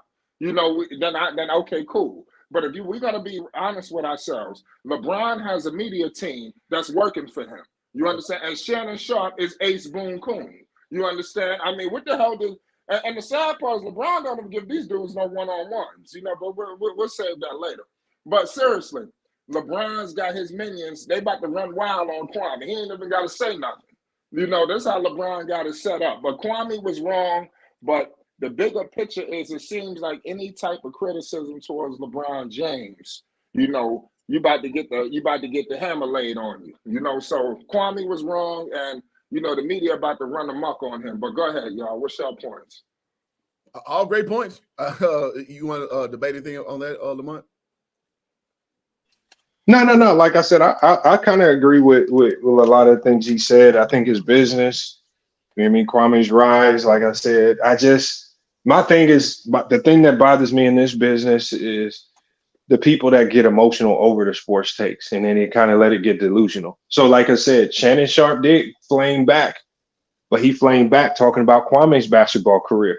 And Kwame's going to have to, if he's going to talk sports, he's going to have to be able to have these discussions without getting overly emotional about people attacking his basketball career, because his basketball career is what it is. And if you're going to be talking about LeBron James, the guy who came out of high school, just like Kwame Brown, #1 pick, just like Kwame Brown, you better tread carefully, because you now become a big, humongous target, easy, low-hanging fruit for people that want to talk about your career, since you want to tell people to burn LeBron James jerseys, whether you was joking or not. You said it, right? And you started this thing off by saying the media is wrong for talking about black players and you taking money out their pocket. And I think you taking money out LeBron James' pocket when you telling people to burn his jersey. So that's why I say you just tread carefully, because the people can come for your head with takes like that. Agree. And before I'm gonna let Flight go again. I'm gonna let Chris. Shout out to my guy Chris, man. Facebook. I'm gonna get out of here. I'm gonna let them go. I'm gonna hop off though. Yeah, you say you're brief. I appreciate Lamont. Shout out FYI. Right. Appreciate the coach. All right. Peace, bro. Yep. Yeah. But like I said, Hold on 1 second, Flight. Before you go. Yeah. Shout out to new channel member Stan Miles in the building. Thank you so much, sir, being a part of this. Now I ain't got no new member thing, but I'm gonna give you, one of these. Blue, you do what I tell you to do. Don't shut the fuck up. Don't say something. All my shit go around Players Club, man. It's my favorite movie. One of my favorite movies all time. So I'm gonna give you one more. When can I start? Immediately. So shout out to Stan Miles becoming a channel member. That brings us to 5 channel members on the channel. Thank you so much, you guys, for supporting Hoop Jargon. So Flight, you go first, and then Chris, I'm gonna let you chime in. Let's go. Follow up a little bit. I definitely like to hear Chris' point. Like I said, let's see where this thing goes. LeBron is headed into the off season. And like I said, there's a lot of things they could discuss in basketball. You got the draft coming up and things of that nature. They gotta start. And this is another reason why people get a little upset at what's going on these shows. You see a lot of these guys doing their independent thing. It's a lot of things that they running out of ideas. It look like. There you go. Go ahead. They talk about the same thing. Yeah, I mean, we all listen to them here and there. I don't watch them as much as I used to before I was a creator, but I watch them when I can. And like I said, they all they talk about is LeBron James, Tom Brady, the Cowboys, and like I said, I'm trying to figure out who else. In the here and there, they throw in the whoever's. But for the most part, that's who they're talking about. For the LeBron, he dominates undisputed and first take. You know what I mean? He's just all-out domination. You can thank Skip for that. Go ahead, Chris. Go ahead, Chris. And shout out to Sir Tice join the panel as well, man. Let's get it. Come on. Let's cook, y'all. Yeah, I didn't even know the panel this quick, but man, y'all came up, man. So man, I'm gonna let y'all rock, man. All right, Chris, you got the floor, brother. Yeah, I had to finally read the post. I heard about it earlier, and I just saw the full caption of what Kwame said. Kwame just wanted some attention. I don't think he believed what he said. I just think he needs some attention. But since he said it, I was like, it goes where I said, like, I don't mind nobody criticizing LeBron. That's gonna happen. But I've always said LeBron is the most overly criticized player. Everything he does gets extra criticized. You can thank Skip Bayless for that one too, because he started all this. I'm about to tell you up. Go ahead, Chris. Whole piece of it. Likewise. He started all this. Hold on, guys. Criticism of LeBron. Go let it rock. Like, it's everything that he does, we're gonna have to critique it. I mean, the dude, he put up 40, 10, and 9. The facts are the Nuggets were just a better team. They had a great defensive play at the end. Jamal Murray and Ed Gordon, they did a good job stopping him getting for the basket. But I'm like, is LeBron the first guy to get stopped going to the basket?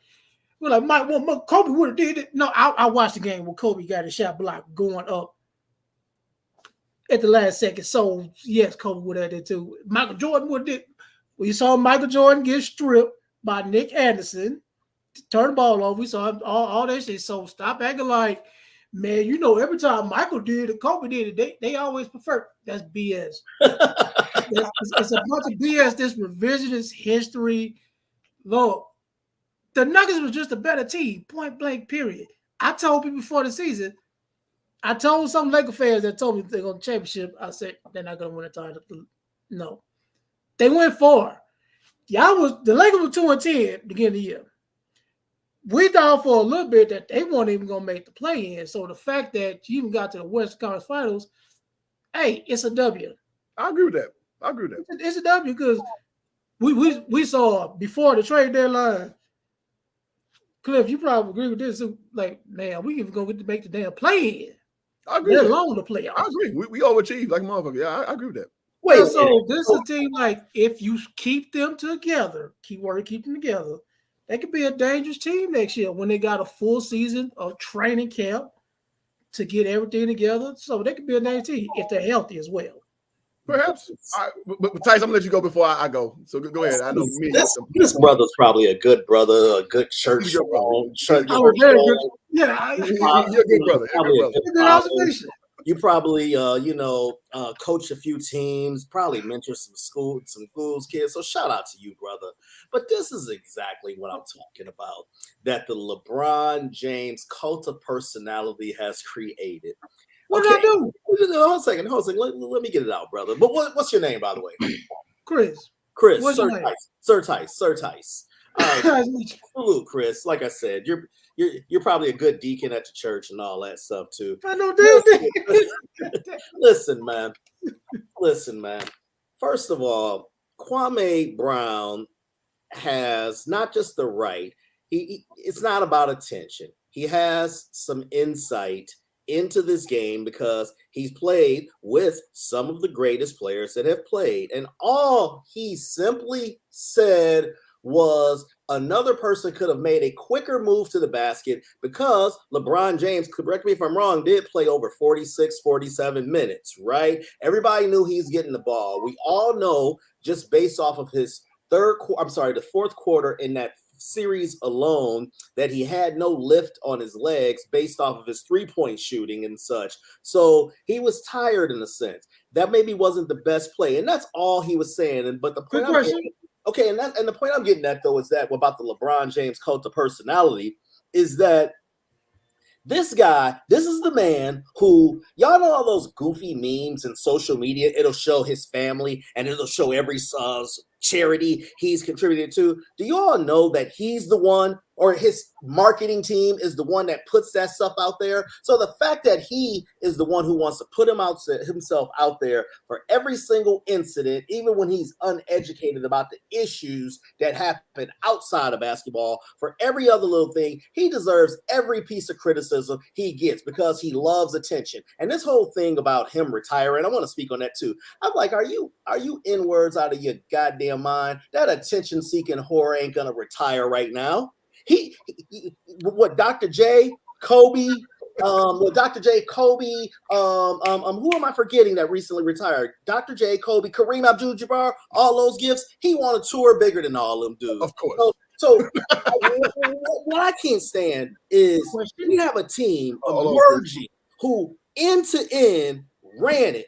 They built their team organically. And when I say organically, didn't have to go all over the salary cap and all this. Most of their core is drafted. Denver made a good acquisition when they got Aaron Gordon. And they are getting no credit whatsoever. They are an afterthought. One second. We got a new team transitioning for the next 10 years, and we still talking about this dinosaur. Let us move on. And since when is the Lakers happy about a play-in? Yeah, we overachieved. Yes, I thought y'all only played for banners. Never. Now y'all have around. Never. Never. Never getting a banner this year. A little engine that could. Come on. Y'all sound pathetic. Y'all know. Listen, I'll give y'all this. I don't know why y'all didn't play Malik Beasley more either, but I'll give y'all this. That Rui Hachimura and Reeves, they played out of the damn mind. Hachimura. Who cares? I think I said it right. I think I said that right. You know who I'm talking about. The point I'm saying is, listen, they overachieved, but just constantly over-discussing to whereas now Shannon's going to go on every ad hominem straw man attack. You're coming at YouTubers. I get it. Their ratings are low. They got to come at these guys right now because the market is changing. People don't want to hear this from them. We want to hear from these guys who know the insights and such. So that's why. That's what I got. All right, Chris, I'm going to let you go, and then Tony, I always like your commentary, Tony. So we're going to go Chris, then Tony, and then let's keep it rocking. Go ahead. Let me make sure I'm correct. You saying you should have passed the ball? That's what you're saying. I'm saying he wasn't the best option in that situation. Okay. He didn't have much lift in his legs. Would you agree with that when you played 48 minutes? All right. Yeah, he was tough. But here's the thing. If he would have give up the ball, now it's going to be, man, LeBron, why did you take that shot? Man, Jordan would have took that shot. Kobe would have took that shot. He's going to be criticized. If you're not going to pin a LeBron James fan down to that shit, bro. No. What I mean by that, when I say over, if he would have passed the ball, they were like, why did you take that shot, LeBron? Man, if you would have took the shot, LeBron. At 38 years old, 20 plus years in the league, then this is why I say he's so sensitive, is what I really call him. If he's affected by this type of noise, no, he's not. Trust me, he's not affected. I'm sure LeBron. Oh, really? What I'm saying is, if he would have passed the ball, people would have criticized for that too. So basically, you're gonna criticize him no matter what. I've never seen a player get criticized. You're saying, welcome to being a star player. No, your whole point. I've seen Kobe makes. When Kobe passed to Dave Fish, nobody said, "Hey, Kobe, why did you take that shot?" point was diminishing Kwame, who has more insight than all of us, even Hoop or whatever, into No, that. Kwame would have criticized him. Trust me. We got No. I listened to Kwame, and he's pretty damn. Well, the host is gone. It's just us now. Oh, I see what he's doing. What I'm saying is that, listen, I hear enough of Kwame. Why is it, and this is that whole big bank take little bank, we Fox Sports, so you don't know nothing, you just a busty bus, as he calls himself. Well, he's a busty bus that made you have to respond, Shannon. And Shannon, do you know how pathetic he looks doing this? I mean, this could have just been relegated to YouTube, quite frankly, where it should have been. I think Kwame, even I can't stand Gilbert Arenas. I think his basketball analysis is average, although a lot of people like it. But even He said Giannis not a good player. So no, I'm making a point in that there's a form of marketing, not sports marketing, pardon me. There's a form of sports coverage that many of us hardcore fans want to go to because we're tired of this mainstream narrative that only just talks about LeBron, the Cowboys, the Yankees, or whatever, right? We're sick of that. That's what I'm getting. Go ahead, brother. Yeah, well, no, what I'm saying, look, believe when I say this, I actually like Kwame. I think Kwame, that people need to get over this whole bus thing that everybody keeps harping on, the quote unquote bus. The dude played 13 years in the NBA at the end of the day. It's not like he was pulled Anthony Bennett, and 4 years later, you're like, where's he gone? Or something like that. He at the end of the day played 13 years in the NBA. My thing was, I said, I don't, like I said, if somebody wants to criticize LeBron, that's fine. It's the over criticize. It's like every little thing that he does, somebody's gonna say somebody. You say he's gonna pass the ball. But what I was pointing out, maybe you're right. I think maybe you're right. But the point is, same people that say are gonna say, like, why didn't you shoot the ball? That's what it's like. Every little thing he does, it's like you harp on it. And does LeBron like attention? I'm the first person to say, yeah, LeBron loves it. He's a billionaire for a reason. The guy knows how to get attention.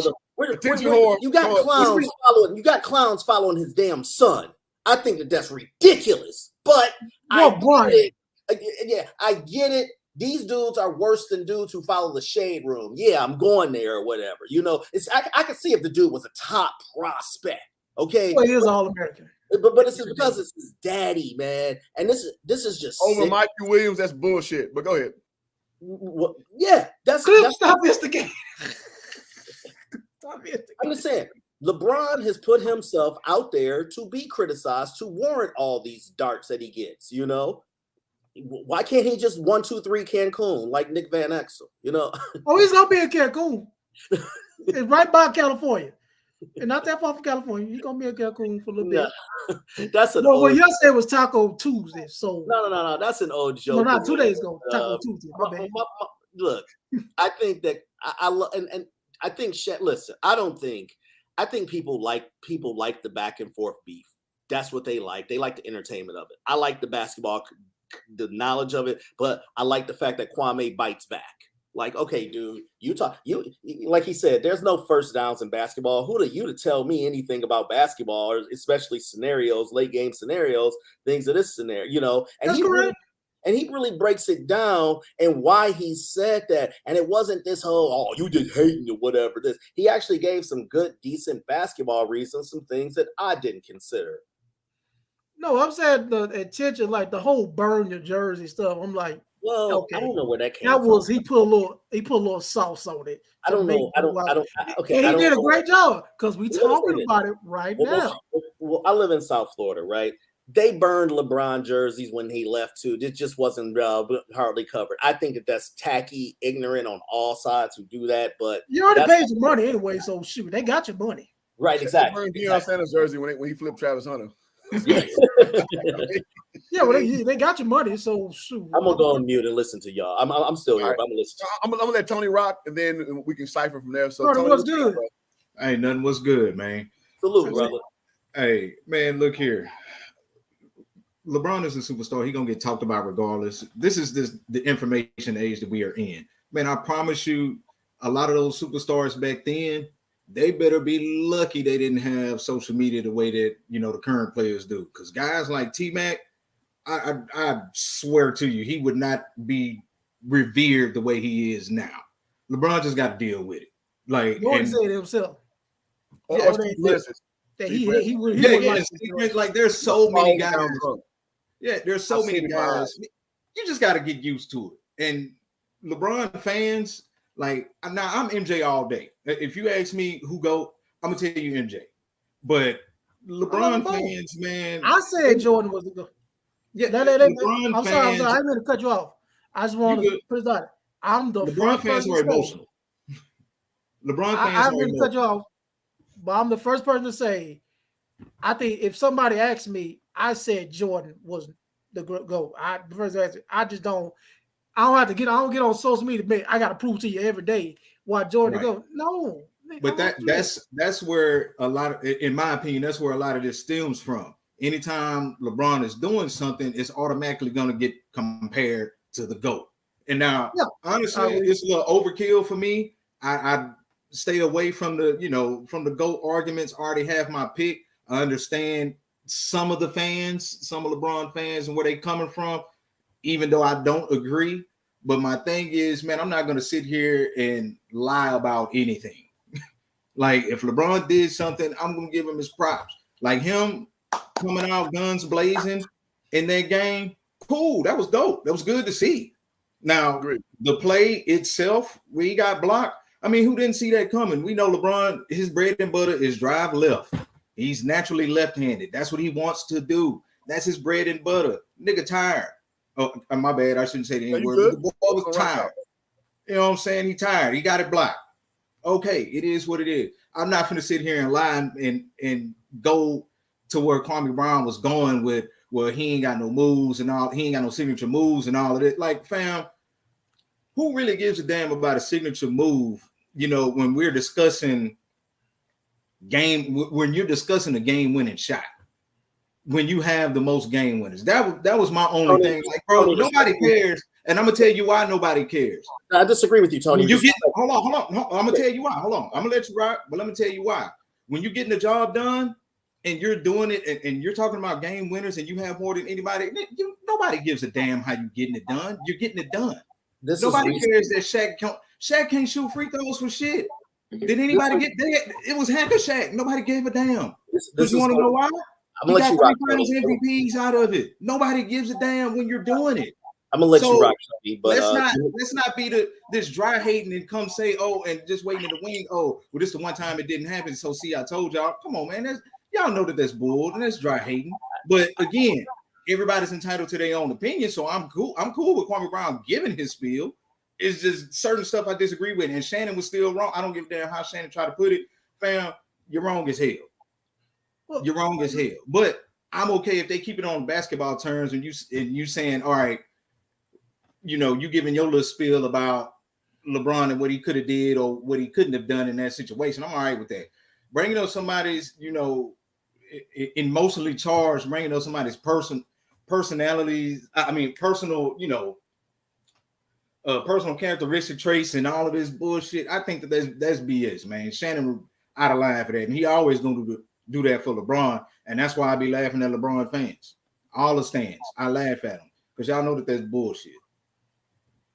Yeah, Tony. All I was going to simply say, Tony, and this is why I think GOAT discussions are stupid. I think it should be GOTE, greatest of their era. But by the way, there's another so-called GOAT who's never discussed. Kareem Abdul-Jabbar had a signature shot and a signature move that was often gone to. So I'm just using an example, but I know and you knew it was coming. Even though he's arguably the greatest college player, but that don't matter. And even though he's got 6 MVP, that don't matter. Even though he's got 6 championships, that don't matter. I'm saying he's ignored in that discussion, but he fits the void of what you're just saying. But I get your other point. I was just bringing that up because he's really left out these discussions. That's all. Yeah.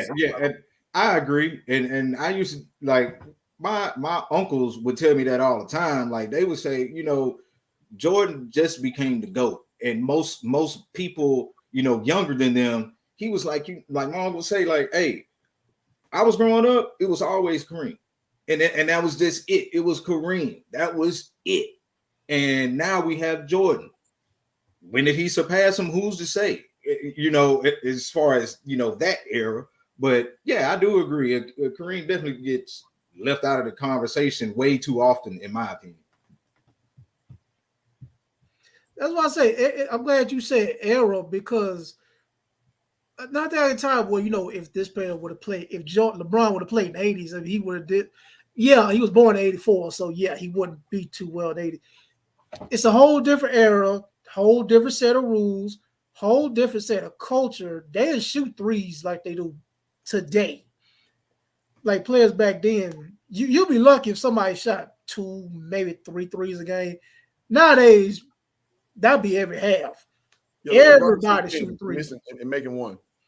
So LeBron shooting 10 and making one. Yep. I told you the other day, LeBron is so from three. He could be hot, or he could just be cold. When is he hot? It'd be some games. It'd be 4 for 4. Game 4 compared to like 80 some odd examples. That's why I say hot and cold. LeBron is it's mostly cold, dude. He's a so 3-point shooter. He's not even that. He's a below average 3-point shooter, bro. That's average. That's so. Below average 3-point shooter. Below average. Come on. Okay, you can hate now. Come on. So. He set a record for like playoff misses, bro. What are you talking about? He been playing 20 years. 20 years. No, Chris. I got you. He will hit threes, and then like over them facts, baby. In the Western Conference Finals, I was the first person saying, "Can you stop shooting threes, bro?" Yeah, because it's reason. Because he sucks at shooting threes. Because he sucks at shooting threes. Real quick. Let me ask this. No, it's based on the show topic, and I think everybody can agree. And this one brother who hasn't spoke, so I'll gladly toss it back up to him. I think my biggest issue with this whole Shannon Sharpe, the JJ Redicks, who's another one of these guys, the Kendrick Perkins, these guys, Stephen A. Smiths. I want to name the players first, and then I'm going to get into the personalities, the Stephen A. Smiths and things. Well, I shouldn't even call Shannon Sharpe a player. Usually most of those guys who that's not their primary sport, they're not so opinionated in their non-dominant sport. You see what I'm saying? They're not like, I like Shannon on his football coverage, but I think part of the reason that the way fans are today, like how we complain about LeBron fans who are mostly Gen Z millennial types or what have you, is because of the way that the sports coverage is presented nowadays. Okay. From these Stephen A's, from these Nick Wrongs and these types, this is what they get. No, I'm saying this is what they get. They get highlights, hyperbole, and just these ridiculous opinions to where, Kendrick Perkins, another man who should know better, who knows this sport, the way he just went on the rant against Jokic, and now he's like, and he did say it, I was wrong, but you can make the argument that he may have caused Jokic a third MVP this year. I said you can make that argument or whatever, but I think that the sports coverage is so remedial nowadays, and I think you touched on that, Hoop. Yeah, it's slowly digestible. And it's like when you actually play the game, it's very insulting the way they present it to you. And that's why I give a lot of pushback. And it seems like, the triple-double warriors, i.e. LeBron being at the top of that mountain, they just try to shovel this shit into your lap. And it's just like, I'm not going. That don't make no sense. No, you're not going to tell me the best because of numbers, right? So again, I'm not trying to make the stream about that. But when people like Kwame give a pushback, then here's, oh, well, you was a bust. Oh, well, you ain't do this. Like, okay, fair enough. Shannon, tell me how many points you scored in the NBA? You played a little bit of you ain't scored shit. So by that logic, you have no right to speak about Kwame's opinion because you ain't put up shit in the NBA. Do you do your thing in the football field? Absolutely. But again, what they got to do with the price tag in China? We can't be here talking about, getting to the medical field when you were a success in the sales field. But they can get away with that, Hoop, because many of the fans, this is my point. Many of the fans are like, yeah, see, he's the bussy bus or whatever. No, yeah. He just hates because he ain't got 5 rings or 4 rings.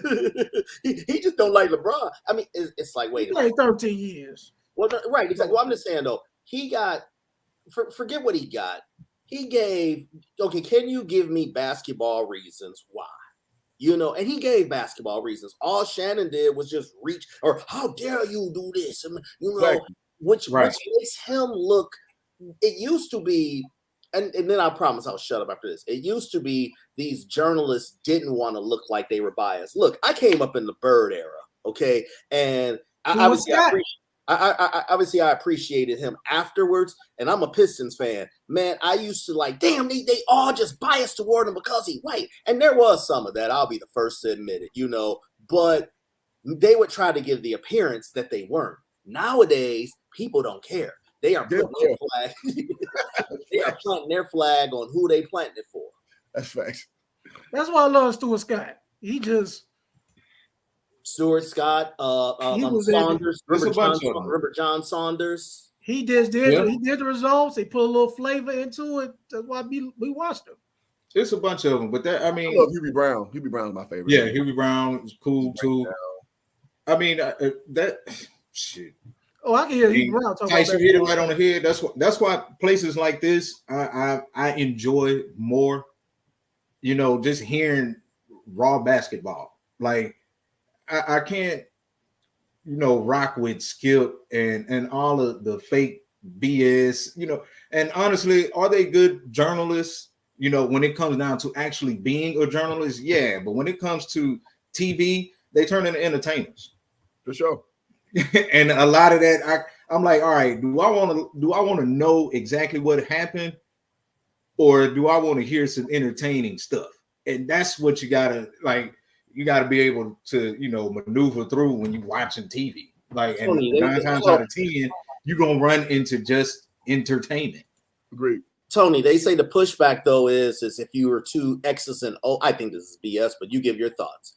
They say if you're too basketball-ish or too football-ish, you'll lose the casual. Do you agree with that sentiment or no? I disagree, but go ahead, you go. I definitely disagree. Man, look, I'm gonna tell you something. Football is my favorite sport. The day Ryan Clark and what's the white quarterback? I can't think of his name right now. Played for Detroit Lions. Dan Orlovsky. When they started getting together, man, I had like that. That's a wonderful thing. You got two players who played the game and they're breaking it down X's and O's. How they present it is really dope. That's the reason why Ryan Clark won an Emmy. That's part of the reason why. Is because you have to make it relatable. A lot of those guys, they really did, like, if they were doing X's and O's like that, they didn't have no flair about them. That's the reason why they were losing people. It didn't have nothing to do with X's and O's. You can talk X's and O's all day long if you can make it entertaining. And that's what Ryan Clark does and Dan does. They made it entertaining. You ever JT Ortolowski, does that name ring a bell? Or he was a quarterback. JT O'Sullivan. Anyways, O'Sullivan, he's got a one of these guys got a YouTube channel, man. And the way he breaks down being a quarterback is unreal. It's like a master class. But I agree with you, man. You can definitely make this stuff entertaining while keeping it about the facts and things. Throw in a few little hyperbole here. But I can tell. I knew that Kobe Bryant was Stephen A's leak or source, oftentimes, because he would never criticize Kobe when Kobe deserved to be criticized. You can just tell who these guys are, who their guys are, or who they're, who they basically pander for. But I'll be quiet on that. I'm just saying, just refuting the notion that you just have to be an entertainment person. I'm gonna give P Rose a chance to speak, but before we do that, guys, the contribution goal is 10 contributions. We are currently at 7. So again, $2, $3 does not matter. You are helping out the cause that is Hoop Jargon Sports Media Network. So we got a riveting discussion going on, and thank you for all the panel members. And so our youngest member, my guy P Rose, man, I want you to have the floor, my brother. So go ahead and speak your piece. Not that P Rose, y'all. not the Peach Rose, P Rose. P Rose, what you got, bro? What's up, man? It's been a while. It's been a minute since I've been on here, but I know, bro. See you. Let's keep it a buck. I feel like we live in an era, especially my generation being Gen Z, where we look and love hyperbole way too much. Instead of having a cogent conversation like y'all been having like the last, I guess, hour or so and everything. People on ESPN, Fox Sports, they like to just see what's the biggest hot take I can give. And with this whole Shannon Sharpe, Kwame Brown thing, I didn't think Kwame said anything that was bad or anything, about LeBron. But Shannon decided to get defensive, like that's his, that's his Lord and Savior, that's Jesus or something. And I felt like, okay, if you get paid to talk sports and everything, why go after the man's career, knowing that you didn't even play the game of basketball? Yes, you were a stout Hall of Famer in the NFL with, with numerous accomplishments, but to go after this man's career because let's just say he didn't have the same accolades, as a LeBron James did, but he still played, what, like 12, 13 years. I'm like, what was your point? What did you get out of that? Because, all you did was literally just stir up the pot more, because now you got people on Twitter, you got the Brown fans just like, cook him. He's like, oh, he cooked Kwame. Kwame got some of that mama's cooking. And, it's back and forth. I think Kwame, I'm on my other laptop and Kwame live right now talking about this same situation. So all people doing is just stirring up the situation, stirring up the drama. And that's really what sports talk and mainstream media has become. It's just a bunch of drama. You have people that know the game, they know basketball, they can eloquent and articulate themselves very well. And they actually have something that is, valuable and meaningful to talk about, but they just divulge and just lower themselves mentally into this just rubbish and drama. And I just think it's a bunch of foolishness. That's just my honest opinion. Yeah, because what's funny, man. Let me get a take, brother. And shout out, yeah, absolutely, man. He's a young brother right here who's speaking, and so he sees the game and the reason why they do this is because they think that your demographic wants this small, digestible blurb of like information, and we see how ESPN's devolved. If you look at their social media account, they give like stuff that like normal bloggers would put out, like somebody making a trick shot from half court. This is ESPN. To Sir Tyson's point, the apex of ESPN was the best minds talking about sports, and you took in, you just was like, oh, like it just was the best way to the opposite regurgitate, to ingest like sports commentary from the right. Man, let me put it this way. I ain't watched, well, I'm lying. I've been to a hockey game 2 years ago because been a top salesman out here in LA. We went to a San Jose. No. God, Sharks. Not the Sharks. Sharks. The Anaheim Mighty Ducks. We went to a Ducks game, right? Before then, not much, a lot of interest in hockey. But when I was a kid, I used to love Mario Lemieux. I used to love the Penguins, Jaromir Jagr, and the Red Wings, right? Because Chris Berman them made me like it. Because ESPN they made me interested because they covered the sport so well. I'm like, well, damn, let me check out hockey, right? So the way they do it now is they talk to you like you're an idiot because they think that, Gen Zers, which, I mean, no offense, P-Rose, y'all are idiots in the sense that y'all want small, digestible. That's why like YouTube Shorts do so well, right? You want the information quick, concise, to the point. TikTok. That's why TikTok does so well. But the problem is you're losing out on the overall minutia that is explaining the sport. So it's almost like you're robbing Peter to pay Paul. So in for guys like us, I'm a Gen Zer. I'm sorry, I'm a millennial. Barely a millennial. And so I know Tyson's a little older than me. We kind of like that, but we still like to be explain me what's going on. Like tell me to the highest nth. Like let me know and I'll make my decision if I like it or not. So it's almost like it's funny because they target these markets and then they tailor the content to cater to these markets. And you're missing out on a lot of things, that opportunity, where it's just you just being pure and you understand that the game is what the game is. And that's what's frustrating, from people from my side of the car seat, driving the car, as it were, as in what I like in sports media and what things I digest. So it's just unfortunate overall. So let me get this real quick, and then we'll keep splitting the block. So shout out to Tony, also a panelist, putting the A5 up. You know what time it is, man, for the good cause, man. So $7 on. Thank you so much, sir. Dollar bill, top to him. Money. Yeah. Money. Yeah. The greatest movie ever. Non-debatable. So P-Rose rocked it. So we'll swing it That's back. real quick to your point. You made a great point there because okay, so I'm in South Florida, and it's crazy what's happening here right now with the Heat. You know, keep in mind what the Heat are doing. I'm not gonna make this about the Heat, but I'm tie this into the hockey point. The Heat lost to Atlanta. They had to win 2 games to get into the play-in, and where they are right now. Guess what? In hockey, the Florida hockey team, which barely got into the playoffs, is now going to the Stanley Cup. And yesterday they swept one of the favorites, and there was 7 seconds left. I was watching the game, this one, because I'm like, hey, let me at least watch this. They'll probably lose. It was 7 seconds left. It was 1 point. I think no, the game was tied. Pardon me. And they hit. They scored. And I only watched the team because they got one brother on it. I'll be honest with you, or whatever. I'm straight up casual. Y'all got our reasons, goddamn it. Right. And I'm from Detroit, so I know about the Red Wings. But I'm in my head like sports used to be about the story. You can write so many stories about this. The little engine that could.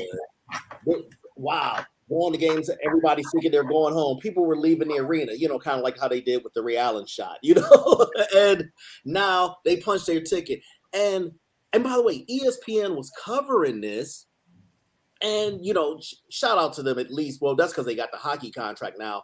But I'm like, they could be educating a whole new generation and getting some ratings versus just dumbing down to Cowboys, Yankees, LeBron. Lakers, Who to go? Say that one more time, Chris. Who to go? Yeah, exactly. Every damn show. Every and by month. the way, even if you get an extra 100,000 fans, that's 100,000 fans that weren't watching before. Those are big numbers. I just don't get it. Like you said, when Chris Berman, who had the nicknames, John Saunders, remember the Sports Reporters, which was a collection of sports writers from across the country. So and that was before it was what I call the fake debate shows where you can see the earpiece in their ear. You can tell that they didn't write their pieces. I'll end on this. I'm sorry. Lisa Salters, who I actually do like, but she, I don't know if y'all heard this, but she said that she'd not ever seen Jokic play. And some people had said, well, she is mainly football. She's West Coast or whatever. I'm like, no, not West Coast. She's East Coast. And I'm like, wait a minute. No. That doesn't mean anything. Right. Thank you. Thank you, Tony. She's like, you work. Okay. Everybody on this panel. Well, granted, we're sports fans. Okay, fine. You can know Jokic when he hit one of the Marcus twins or whatever. I'm sorry. You get one of them. The Morris twins. The Morris twins. But to say you never to even admit that publicly, all you just did was gave us fans. See, this is why we shouldn't even listen to them. There you go. Man, he's a two-time MVP of one of the top 3 major leagues in the U.S. It's plain and simple. Everybody should know him, especially if you cover sports. I don't care about the triple-double. He's MVP 2 times. Yeah. If you cover sports, you know all the MVPs of the 3 major sports. Back to back. Not just 2 times, back to back. It's goofy, man. And we're not stupid. Like sports fans, listen, man, we may not be experienced. We not know the locker room situations. And I'm saying just in general. I know more than the average bear, but I'm not saying I'm an expert per se. But like when shit feels wrong, it feels wrong. So when you dogpile on this dude who just sitting in his car just talking, we know like, nah, that don't feel right. Nah. You got the letters behind you.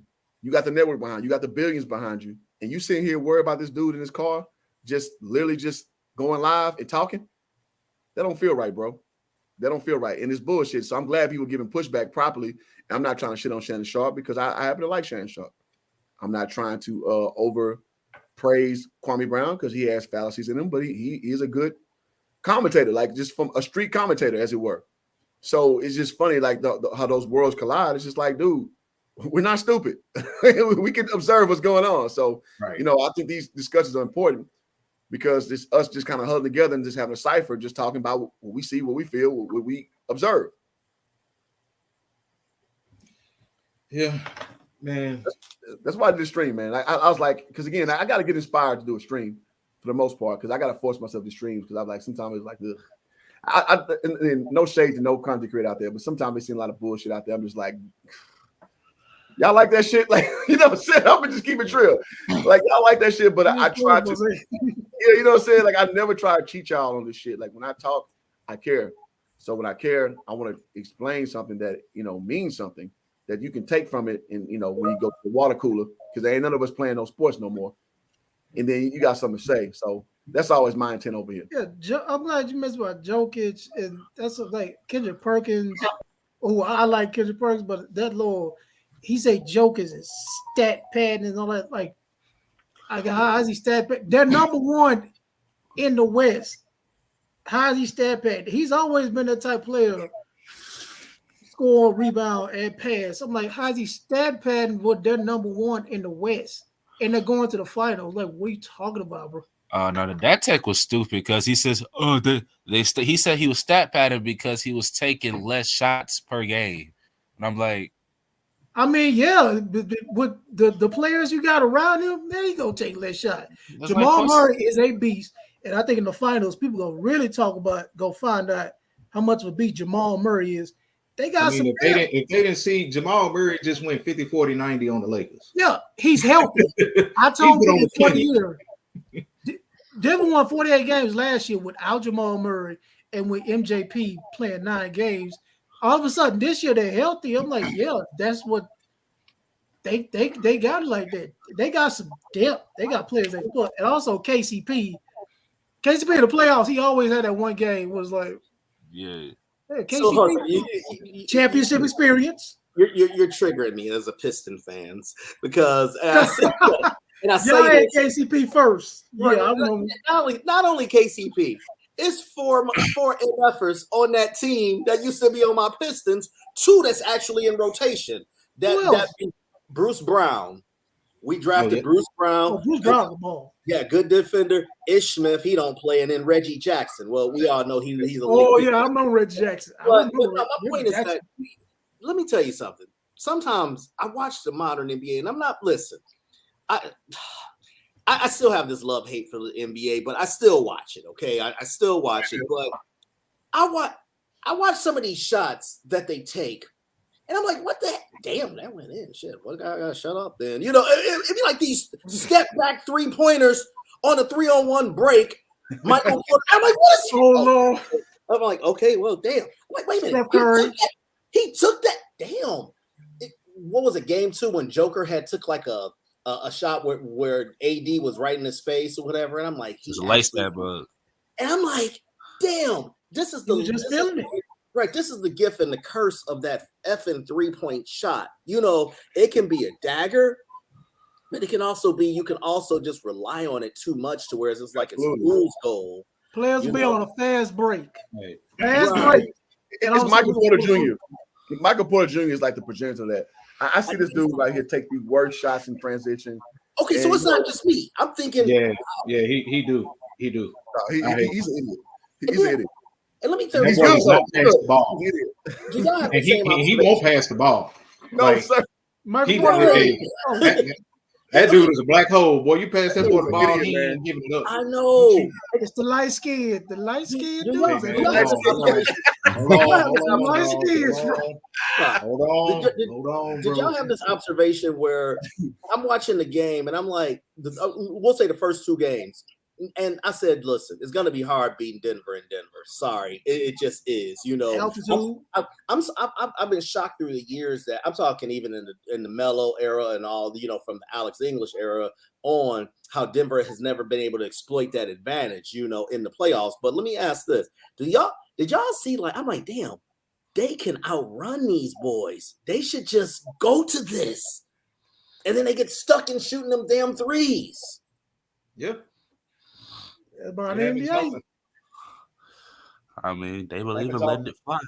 The Warriors Lakers series should have told you everything how the Warriors would drive to the basket and kick it out, try to shoot 3. I'm like, you got a wide open layup and you go kick it to some like what the hell? Oh, they You was know, defending. They was defending the Warriors different. Basically, whoever's defending Steph Curry, they really wasn't focused on the whole play. They was like, well, wherever Steph Curry goes, I'm going. And it didn't help that Jordan Poole was building brick mansions out there. no, I mean they would go to the basket and have a Was layup. he? We're Was he? gonna pull out for the three. I'm Oh like, yeah, I'm just watching like, yeah. It was hard to watch as a Warriors fan. It was hard to watch it, but I felt like the Lakers were the type of team that could they could really expose the Warriors. I just feel like with Denver, I feel like different they story. could use they could use that too, but I feel like dudes like Michael Porter Jr. is like, I want to get my 7 threes off per game, I They're know. Right? now, and the weird thing is, I feel like, but if Michael Porter Jr. had a higher basketball IQ, that man would be a 25-point per game scorer. If he had a higher, Mhm.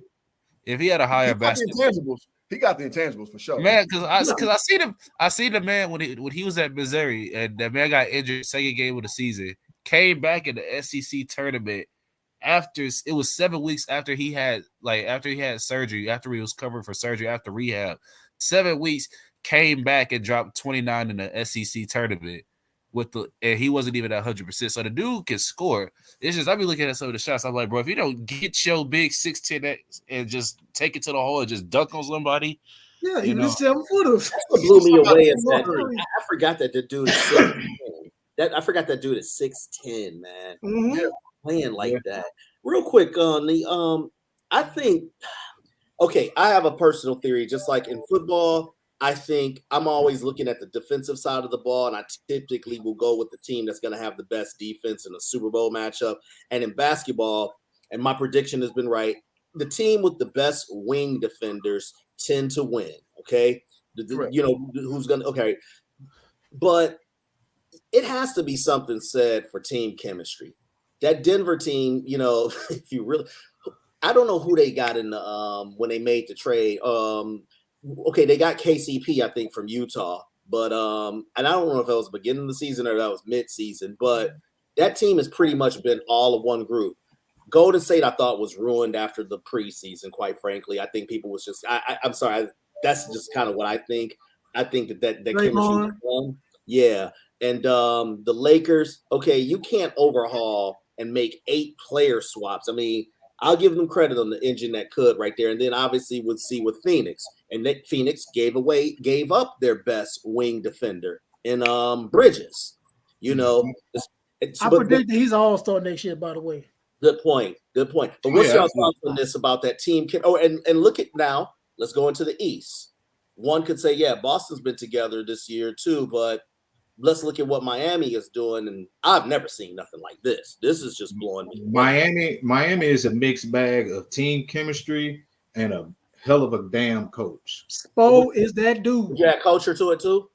Yeah, oh yeah, absolutely. Spo is that dude. He is that dude as a coach. But do y'all agree with my point about like just chemistry? It's a difference of being together, knowing their tendencies versus this learning on the. Go ahead. Yeah, that it plays a role, but I think as it relates to the teams that are there, you got, and I do think, Boston, man, I think the only thing that's hurting them is coaching, and that because honestly, I feel like Boston should have definitely, man, they should have swept Atlanta. I did have the Sixers going a little further than what they did until I saw matchups, and I was like, yeah, I'm not sure. I figured that series between Boston and Sixers will go 7. But once Joel got hurt, I didn't see them losing game 1. It's just so many, like Boston is just nuanced, and I think it's just, they have so many nuances that I can't put my finger on it. So I'm just gonna go with the only change that really has, the major change that has happened, which is coaching. Now, wing defenders, they got them, and honestly, they got more than one. Like Jaylen Brown, Tatum, and Marcus Smart, and shoot, even Derek White. Like those guys can get out there and defend, but I don't know what's going on with them. I think the Bam factor and just it's got to be something that's said for when you got a guy like Jimmy Butler and you buy into the Riley philosophy and the spoke, and I mean that dude is so perfect. Yeah, that dude is so perfect for Miami, or for that temperament, that tough, rugged, we're gonna fight to the end, I mean, even today, even though it's in Boston, I'm still in a toss-up. I think Boston's gonna win, but I mean, I think if Boston is caught slipping, I think Miami's just gonna finish them off. Yeah, and man, look,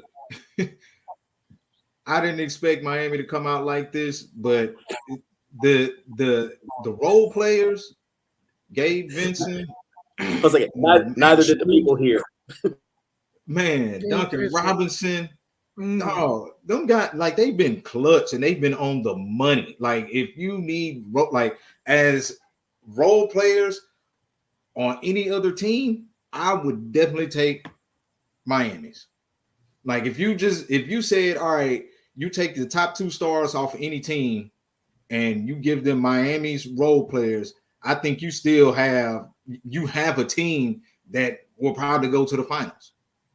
That's how good they have been. Now, I do think it's a bunch of Eric Spoelstra. We got to give credit to for that.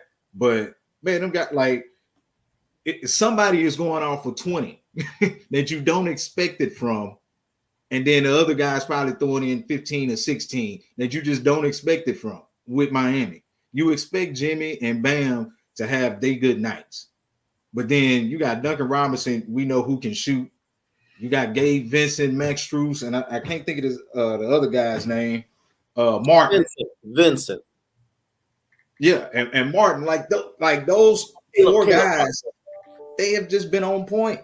They've been on point. And let's shoot the Clippers. So I seen somebody say that. But man, those guys, Miami has the bench help and they have the right leadership, which makes them, very dangerous. Now, what they have to look out for is Tatum. Tatum can still get hot, unbelievably hot, and I ain't gonna count them out until it's done. And they just all about done, in my opinion. Like, ain't nobody coming back from 3-0, but they can stretch it out to 6 games at max. That's all I see. I see Boston can probably win this game, but the next trip down to Miami, they ain't winning. Yeah, the pulse is finally coming up here. And I'll be honest with you, the fan base here is very lukewarm, until they get into the finals or, into things, because it's just so much other stuff to do, South Beach. Yeah, but, I'll tell you this. This team, it's funny, man, because I've always complained that I was literally just reading Hoops group right here too, and somebody from Sports Illustrated was talking about Denver. The reason that they're not getting any respect, and this is Chris Mannix, if you follow sports media, he said they're not compelling to write about. And I'm in my head like, this goes back to what we just talked about earlier. Yep. I could make 3 stories just talking about Denver alone. You could talk about Jamal Murray coming back, Jokic, coming into his own as now an established star amongst his peers and all those things. You could, and Mike, you could talk about the coach. You can make a story out of something. These journalists just don't want to work. I'll just keep it 100 right there. Back to the Miami thing, man. I even look. At first, I was like, man, I don't know what Kevin Love is going to do here. But, man, I'll tell you one thing about this Kevin Love dude. Look at his out. He has YouTube reels of this. Well, he didn't do it, but people have it. This man is one of the best outlet passers you've ever seen, man. Mm-hmm. You just, I mean, the way he just knows how to scan the court and find the open man. He's easily good just for that, for at least 3 assists a night, man. It's like they know how to find the right players. And then don't forget, Tyler Hero might be coming back from the broken hand if they go to the finals. And also championship experience from Kevin Love. So you got a guy like that. And Kyle Lowry. Kyle Lowry and UD. You might as well say UD is the unofficial assistant coach. Bruh, you just made a great point. They drafted Kyle Lowry Mhm. drafted. They acquired Kyle Lowry to be their starting point guard after they got rid of Dragon or Dragic, whatever you want to call him. Yep. Now Yep. that dude is a great serviceable backup. Mhm. You know, I'm just saying, hey, you're old, you know, you're better coming off the bench. And guess what he said? Cool with me. Hey, Well, I want that second title. That's what Kyle Lowry wants. You right. want that, and you got guys like UD who's in the locker room, the culture. When you talk about leadership, you got guys like that. And you like, hey, you got there's certain teams. There's a reason why we see why he's on that team. He's in that locker room. Situations like this, when you about to get to the finals, Jimmy Butler, man, Miami won the championship. First of all, it's gonna be the biggest championship ever because no AC ever has won the title. Yeah, I think This is a storyline this that is the media like. Y'all need to be watching this. Yeah. Jimmy's getting his name retired, his number retired. Oh, he's gonna go to another level. They won the championship. Oh, no. Yeah. I don't want to count. I don't want them to win. I'm just happy for them to get there. You know, I actually want to see the trophy around. You know, somewhere new for a change. You know, but no, I mean, I will say this, and this is another thing about the NBA, the national media, and all this. This season ended up being very interesting. Because we didn't know who's gonna win the title. And now we're still talking about, is he gonna retire or not? It's like, man, let this shit I'm go. not. I don't give a damn. Like, hey, LeBron's not going. LeBron's not retiring. I don't give a damn because like what we talking about now, like Miami, that's a story. You gonna have you might have a 1 versus 8 in the finals. Check this out, man. I just pulled this up just to see those role players. Man, this dude, Caleb Martin is shooting 63% from the field and 46 from 3. Gabe Vincent is shooting. Hold on. I'm not done. Gabe Vincent is shooting 58% from the field and 500 from 3. Like, dude, you don't see that. And they're playing, and, you know, they ain't just, you know, they this ain't no, you know, 1, 2, 3, 2 threes a game. They shooting. Which takes away the double team. Which takes away the double team. You can't double team Jimmy Butler if the other guys hitting them threes.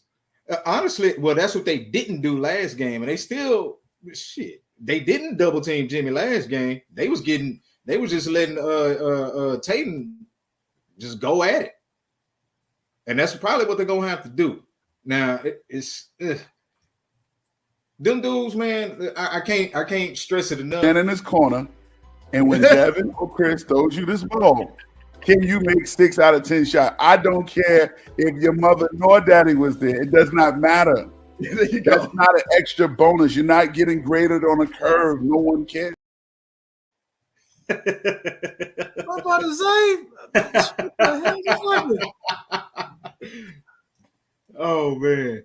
Can you make these threes? Yes or no? They get you a job. Just saying. If you can you shoot 3, hey, we'll find something for you. That's a scout for the Phoenix Suns talking. So if y'all want to just make up stuff in the water cooler, you can. That's a scout for the Phoenix Suns telling you what NBA looks for. Go ahead, fellas. Yeah, and I fucks with Dame, man. Dame be, you know, he in here sparingly now because he got to, you know, well he hit Facebook sparingly because, you know, he working, but you know they know what's good, man. But yeah, Boston, for them to have a chance to even push this to 7, Jaylen Brown got to be better. Like, he has to be better. This dude been turning the ball over all willy-nilly. He can't hit. That boy can't hit the side of the damn barnyard right now. He got to be better. I'm a Jaylen Brown fan. This experiment is over, regardless what happens. You know, they're letting him go next year because that's what, $300 million. I think they did. Yeah, between him and Tatum, they're gonna put it on. You know, I think they're gonna put it on Tatum. So I think that, you know, it's done. And he doesn't. He looks. I don't know what is it with him, but he seems mentally out of it. Yeah, And that's the main thing. He got to come prepared, and he's gonna have to play. Like he's gonna have to like ball out. If he don't, man, that's it. Like I can accept 25 from Tatum. I can't accept 15 from Jaylen Brown. That's not enough. That's not enough, especially getting them here. And he's been about 24, 25 himself. You're gonna they're gonna have to ball out, and what they've been doing is trash. Marcus Smart too. Marcus Smart look like he ready to go to Cabo right now. The way he been playing, and I'm not even a fan of Boston. I just like when you looking at them, you're like, all right, this ain't they normal. It's not them normally hooping. Like those two look way out of whack. You think they're tired because they did go to the finals last year? So You think they're tired? no, man, these dudes not even 30. They ain't tired. Good point. They ain't tired. They're cool. Jason Tatum was 24, 25. Jaylen Brown about 25. Like Marcus Smart, he probably one of the oldest, and he not even 30. Like I don't want to hear about them not being tired. Like they do load management more than anybody ever has. They ain't tired. They just getting their ass kicked. Yeah, this been a wild season because nobody saw Miami coming. Nobody saw Trump. Nobody saw this except people in Miami. That's it. That's all people. And honestly, if it was my way, Miami wouldn't even be in. Wait, well, because I know they had to win in the play-in. Were they the 8th seed? Dude, They were the 7th. They were Then they lost. They lost to Atlanta. Oh, okay. Well, yeah, they would have been in. So, but the seeding would have been different. That's what it was. The seeding would have been different. And man, I'm not a fan of the play-in. I'm sorry, I'm not a fan of the play-in. You got 82 games, to get your seeding. The play-in should only be a tiebreaker to break a tie. If it's right, only to break a tie. That's it. Like you got 82 games to find out your 8 spots, and that's already over. Over half of the league is going to the playoffs. Now you're giving another 4 teams another chance, bro. That's 20 teams got a chance to go to the playoffs. Like, what are we doing here? You want the regular season to matter or not? You can't get it in 2 games, so you just y'all preaching to the choir. I think the problem is I have to motivate professional athletes to play to win. No, it's about the money. That's what I'm saying. Like, this is unreal. They're gonna have to start. I think you know what? I think they should start doing things just a little bit different. Give more incentive to win. That's what those tournaments about. No. I don't need no more tournaments. Give more incentives to win. Like, hey, look here. You sitting over here tanking for like 2-3 years, like the way Philly did it, the way Houston was doing it, and the way so many other Charlotte, like the way so many other teams, San Antonio, the way these teams like continuously tank on purpose. There needs to be some more penalty with that. Like, nah, fam, we're not dealing with that. Go out here and win. This is about just not good. We're not taking. I'm of the belief that if you're a bad team, you're gonna be a bad team anyway. And so supposedly the top 3 teams supposedly only get the balls anyway. It's just stupid to try to tank to get the most balls. But the Pistons and Houston's tried, and look at what happened to both of our squads. Right. That's why they even the ball. What I'm saying is, I think Houston got 3rd or 4th pick. They didn't get the 2nd, is what I'm saying. Yeah, they got 4th. They got 4th. We got 5th. Right. Yet we had the worst record. San Antonio decides to tank 1 year, and that's why I say this is all rigged or whatever, And for the 3rd time, they get well, let's pretend. Let's say this guy is all his hype or whatever. They get a game-changing player for the 3rd time. Come on, man. Oh, but I'll admit, he fits that market. I was telling people in Detroit, I'm like, y'all think Wembanyama? I said, they gave y'all Cade. They ain't giving y'all Wembanyama, whatever his name is. They ain't putting him in Detroit. Sorry. I'm being honest or whatever. You know, we know what this league is about, and quite frankly, I think the league is going more global. I kind of don't have a problem with it per se, but this whole I gotta make you play 65 games to be qualified to get awards, and we gotta put this in the CBA. This is goofy, man. Which is gonna affect the I'm gonna say money. this real quick as we go. Shout out to Miss Diva dropping 20 on it. Says Miss Diva always calling me out. So I see we math not mathing. Someone could have told me we had a live show. I see how you gonna act today, Adrian. I thought we were boy girls. This female discrimination around. Miss Diva, man, listen, man. Sometimes when I go live, I'm just feeling this. So I'm sorry I didn't give you the bad signal. But at any rate, thank you so much for the contribution. Put a 20 ball on it. So you know, I gotta get dollar bill back over there. Dollar bill, where you at? Money, money, yeah, yeah. Money, money, yeah, yeah. Thank you so much, Miss Diva. Thank you. And as you guys were, go ahead. No, we were just talking about the whole incentivizing guys to play 65 games, and you were gonna go. I just think. Go ahead. No, well, let me inject this real quick as we keep going. Yeah, I mean, because listen, man, we've all seen this AAU culture take over, and it's just like we see the buy-in is not there from a lot of guys, and it's frustrating to watch because you see, people more concerned about brand building, concerned about their contract, filling up certain little obligations and things of that nature. So much so where guys won't take a 3-pointer, because their clause says you got to be at a certain percentage point to get your money, which I'm not mad at no man getting his money. Don't get it twisted. But it almost feels like it's so contrived. It's like, okay, do y'all like want to win a championship though? Like, do y'all want to like be at people's necks? We see all this buddy stuff. So yeah, so maybe some incentives. I mean, people, have more than shown that incentives drive actions.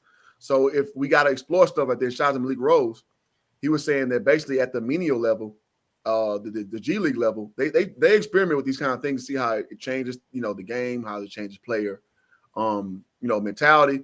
Because ultimately we want to see a better brand. It's just like how, because these kids are different.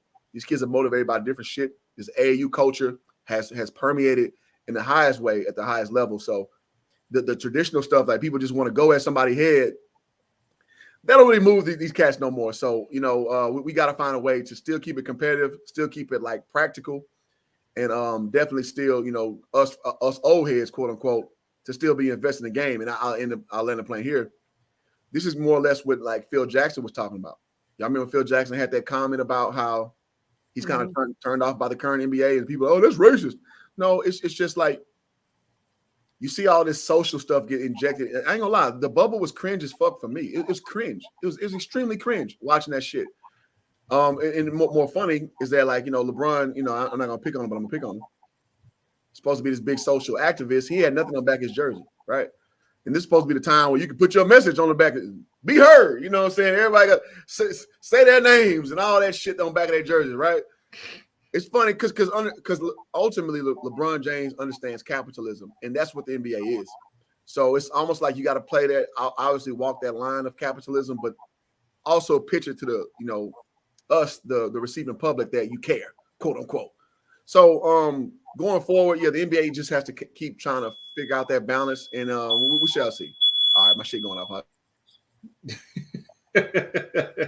I just think it's basically when you got $200 million guaranteed, no matter whether you play 82 or 60, the money's gonna come. But when you get to the $10 million point, it's like, I mean, I don't know what. Okay, I'll use a perfect example. Remember Alan Crabb? It was like in 2016 when the TV contract went up, and you had a bunch of guys getting like $18 and $20 million, and I'm like, what the hell are they giving this to him for? Nicholas Batum. Yeah, right. Exactly. 24 million. Yeah, and I think that what happens, what I was gonna say is, okay, once you got the money, don't you want to play? But I guess they was just playing for the money. I was gonna say, let me try to land it this way. How much money do you need? How many more Bentleys can you have? Once you get to a point, once you got the nice house, once you got your sports car, your SUV, once you got your Rollie, you got your private plane, you got your chick, damn, what got you here? Yeah. Playing the game. I don't get it. Man, we older. That's it. Like I think they're gonna have to, and I know they probably are, but like things how baseball, has used the All-Star game, whichever side wins, they get home field advantage. Like they're gonna have to go back to NBA. Gonna have to find something like that. There's no incentive for me to really if you're telling me I'm 10th and I get a play in, that means I can coast. Literally, we just gonna coast as a team until just about All-Star break, and then try to find our stride. And if we end up, 10th spot, all right, now we got a real chance. And if we hit our stride, guess what's gonna happen? We're good. We're good now. You know what I'm saying? Like all we need is a chance, and now we're in. I think that's stupid. Cut it off at 8. Tell them people, hey, look here, you want to get in the playoffs? You want a chance to earn more money? Because I'm quite sure there's more money in the playoffs anyway. You want a chance to earn more money? Get your ass to the playoffs. And we're only accepting 8. If you don't get there, then you don't get there. That's on you. Yeah. They're gonna have to start doing something with it, because now the regular season, and I mean, you just think about it, man. So many people doing load management. The regular season has definitely lost a lot. Man, it's just lost a lot of spark, man. Hell, even the All-Star game. All-Star game was so. Look, I know the All-Star game is supposed to be. I turned that off. I had to turn that off. Like I know it's supposed to be a showcase, but come on, man. Like, I'm glad they're going back to East versus West format. I'm glad they're going back to that. Like, I did see that, bro. I did see to draft the players. You like to draft the players? Hell no. It's stupid. Like, what purpose did it serve? Just tell me that. Like, what purpose? They ain't like we at the park. They've been trying to tweak this game. They've been trying to tweak this game, and I don't mind this tweak when they got rid of the. Excuse me, I had the hiccups here. When they got rid of the center, because I remember when guys like Jamal McGlure, who has an all-star record, made it, and it was because and it's because you needed a center. So I agree when they got rid of like the center, they made it position. I don't want to say positionless. Positionless, although like backcourt, front court. I don't mind that. But this whole now we make it positionless. Now we gotta, we don't want it too stacked, or we want to see this person play with this person. And now then last year when it was we're gonna pick the last person first. Yes. Oh my God. It lost me right there, bro. Then Cliff go pick a team. I got you. Oh, pick the worst people first. Okay. That's just like with the NBA with this governors thing instead of owners. Bruh, if you own something, you're an owner. No. We're not owners. They're not owners. They're governors. That's what I said. You're not the governor of your house.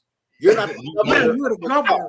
You're not the owner. But it's y'all boy Draymond Green who said owner is racist. Then he had the nerve to say, well, I own this and this and this. That's why there's nothing racist about owner. Right. They paid for it. They owner. Make it make sense. And they paying billions now, bro. Them millions, those days are over. They paying billions for these teams. Oh, I'm the owner. Shoot.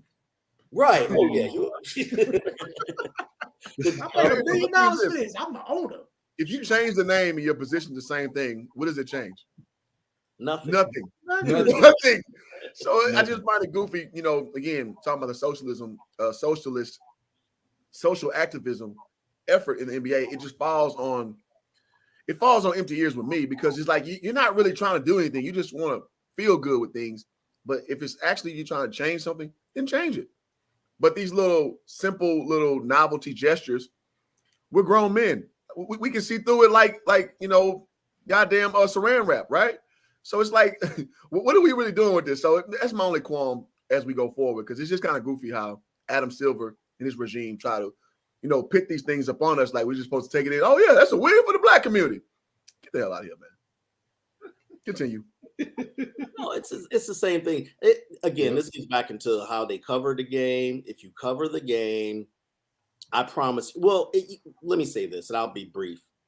It used to be we would listen to the ESPNs and read the Sports Illustrateds and this to better understand the game, to learn more about it. Now they dumb down the game so much and make it just strictly about, and again, I'm just looking at all the sports sites. I don't see too much about Denver and their preparation. Who do they prefer? I got to literally go to the Denver paper to, paper, what I'm saying? Denver website, Paper to see who they prefer to play, or just get like some scuttle on them being back or whatever. And by the way, again, that advantage, I'm amazed that it took, what is it, NBA, 76 years old now or whatever. I cannot believe that this is the first finals that how they could never really exploit. Granted, I know you got to have the teams, but they could never really exploit that, that mile high advantage that they have. And if you've been to Denver, trust me, it's noticeable. Yeah. Oh, I've been, and it's definitely noticeable. As soon as you step in the air, you feel it. It's different. But lazy journalism at its finest, because man, you have the stories there. They I mean, we're beating the dead horse with that, but you have the stories that are there, man. All they got to do is just expound on them. Like, Jokic is cold. Like, we know that. Jamal Murray, legit. Coaching wise, I don't think what's his name? Malone. I don't think he gets enough credit as well. You talk about story wise? He's the son of the father of Chuck Daly's assistant coach, Mark Malone. Okay, Mark Malone was Chuck Daly's assistant for the Pistons back in the day. Oh, yeah. So I mean, this dude, you got stories, and by the way, he used to be at the games and all that, seeing that shit. Just like by the way, Spoelstra got some legacy too. His father used to work for the Trailblazers and the Nets. So funny how that nepotism thing works. Look, he's a two-time champion coach, Spoelstra. Yeah, man. But that sounds like some Prescott Bush situation with his progeny. Anybody last name Bush is you good. They're gonna win something. You good. You know what's funny? Hey, but fellas, go ahead, fellas. I'm finna get up out of here, man. Good kicking it with y'all. Gotta take care of some things, man. So I'll holler at y'all. Nice salute, next time on the screen, bro. Y'all be safe. All right, bro. Good having you, bro. And check it, man. I got into I don't say an argument, just a back and forth with a brother talking about Eric Spoelstra and his grooming. I didn't know that Eric Spoelstra was NBA royalty. So that's just, I wish I'd known that 2 days ago when I had the discussion, but that's kind of how it goes, man. Like, I mean, because the dude was saying, oh, he's an NBA video guy. He got it. I'm like, well, he's a damn good coach. So he's a reader at the front of the goddamn Heat Center, whatever. That's how he got in. Yeah. I wish I was the video guy when I was 18 years old.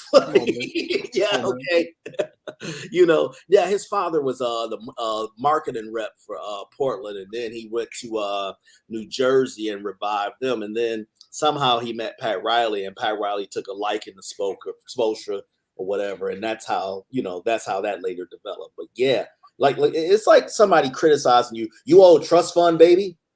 Yeah. Well, what's wrong with that? I wish I was. This working stuff is fulfilling, but it is kind of overrated. Oh, it's very overrated. If I had the option to not work, I would take that 10 times out of 11. I mean, 10 times out of 9, right? Yeah, come on. There's nothing else. Look at y'all boy. Well, he got fired, but you get my point. Paul Silas's son. Oh yeah, Steven Silas. Yeah, Paul Silas. Then look at JB Bickerstaff, Bernie Bickerstaff's son in Cleveland. Yeah. Mm-hmm. Nothing wrong with nepotism, bro. Nepotism is awesome.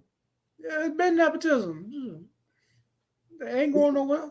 Look at the Hilton family, the DuPont family, freaking Rockefeller family. Like, that's how it goes. Rothschilds. Yeah, Rothschild family. Like, that's how it goes. We got this mentality that we just everybody got to get out the mud. Damn, that's the hard way. Damn, dude, you almost about to hit your goal. I know I'm one support away. So I'm eating steak, so I'm in and out as far as visually. But no. So we got this ass backward mentality. Everybody got to hustle and struggle. And no. If your family does it right, you step into something and you just hit the ground running like a duck to water. Nothing wrong with that. Mhm. Oh, you have this mentality that everybody got to just dig out the mud and struggle. Like, no. No, I mean, I think the people who at top tell you that so they can keep you at you got to earn it. You got to do this. You can't know anybody or network. And I'm one part exaggerating, most part serious. Sure.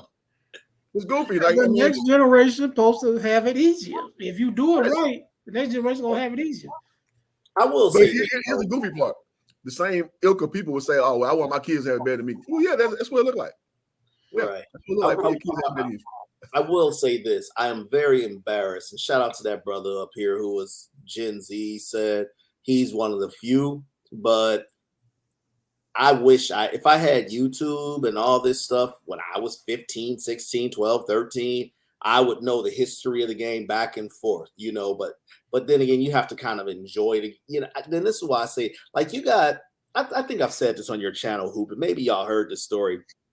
I'll never forget hearing Paul George say something to the effect of when he was with Indiana, the ball rolled over to Larry Bird. I didn't say Jerry Seasting. I didn't say Jeff Rulin. It rolled over to Larry Bird. He said, man, he was like damn near where the seats were, and he knocked down a jumper. And we like, boss, do it again.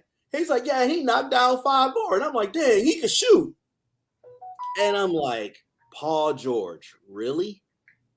You didn't know that Larry Bird could shoot? I'm just saying, this is We all know Larry Bird. Oh Lord. This is the ignorance. Like, okay, and again, I didn't say it was Jeff Rulin. I didn't say even Bill Laimbeer.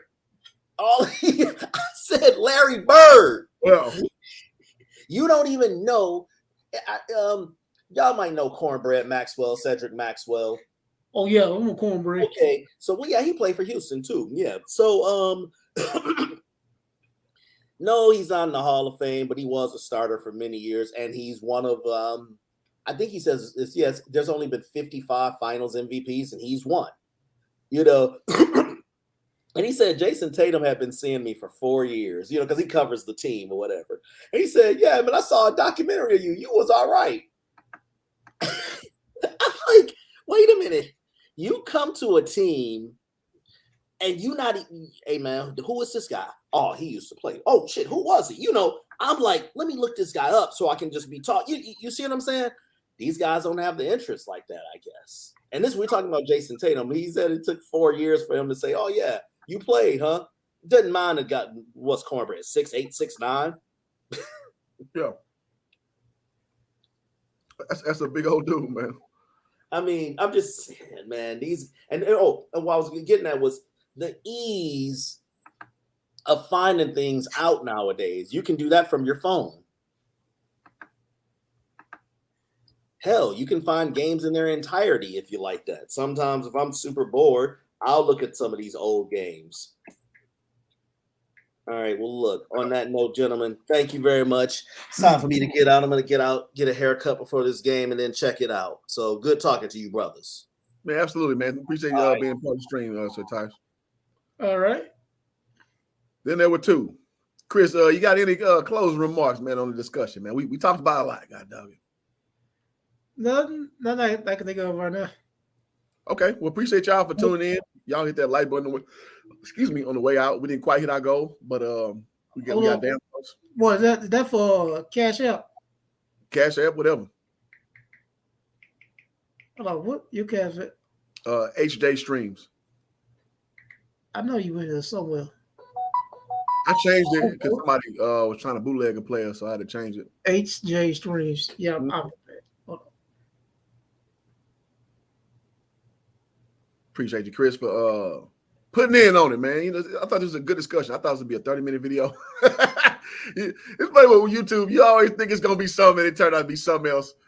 But that's the beauty of YouTube, man. It's and I like to give brothers like yourself a chance to talk and say what you say. You know, people who I don't like just goofy perspectives. I like people who coming in. You know, Flight has something to say, FYF has something to say, so on and so forth. Like, and again, you know, Chris, me and you don't agree on a lot of stuff with LeBron related stuff, but I'm not gonna ever say you can't speak. You know what I'm saying? So I want you to speak your piece at all times. And thank you, Chris, for putting something on it, brother. So let's go to Bill and Miss Diva gonna come up. Miss Diva about to kick some stuff around. I ain't been kicking nothing around because y'all finna get ready and go, and I just got off work. Hold on 1 second. So we get dollar bill going. We had our goal 10 of 10. Money. What, let's go. Money. Yeah. All right, Miss Diva, what you got for us? I'm tired. I just got up here. Ain't nobody told me nothing today. Y'all might start sending up a smoke signal or something. Come on now. Y'all don't be knowing nothing until after the live is over. I feel female discrimination. I be having a lot to say. Y'all just don't want to hear me. Y'all think I don't know anything about basketball because I'm a female. Right, ain't nobody said that. That sounds like a speaking about you got. Ain't nobody said that. I don't even know. You finna go now. The topic is over with, but I'm gonna have to figure out a way because I don't know what's going on with YouTube. I haven't been getting none of these notifications. Yeah, I've been getting people saying that. I don't know what it is why my channel's been done how it's been done, but I mean, yeah, I'm so sorry, Ms. D. Try to re-hit the notification bell again because I promise you, I'm not trying to let nobody not see my stream. I guarantee that. I guarantee I got to pay to get on board. See, that's the stuff I'm talking about there. The only thing I got to say is Dylan Brooks was set up. Is he going? Where is he going? That's all I want to know. What you think, Chris? I think Dylan Brooks, somebody's gonna get him. All NBA defenders, so he got to be somewhere else. But he got a good culture because, as you see in Memphis, that one that. Why? But why? I've heard that before, though. Why? I promise you, I'm trying to understand it. Why? What have you heard? What is the question? That Dylan Brooks just should have been here. They should have got rid of him a long time ago, and he's not this, and this ain't the place for him. And I'm like, why? I'm sorry. Go ahead. He want the problem. They have zero leadership in Memphis. Okay. They have no leadership whatsoever.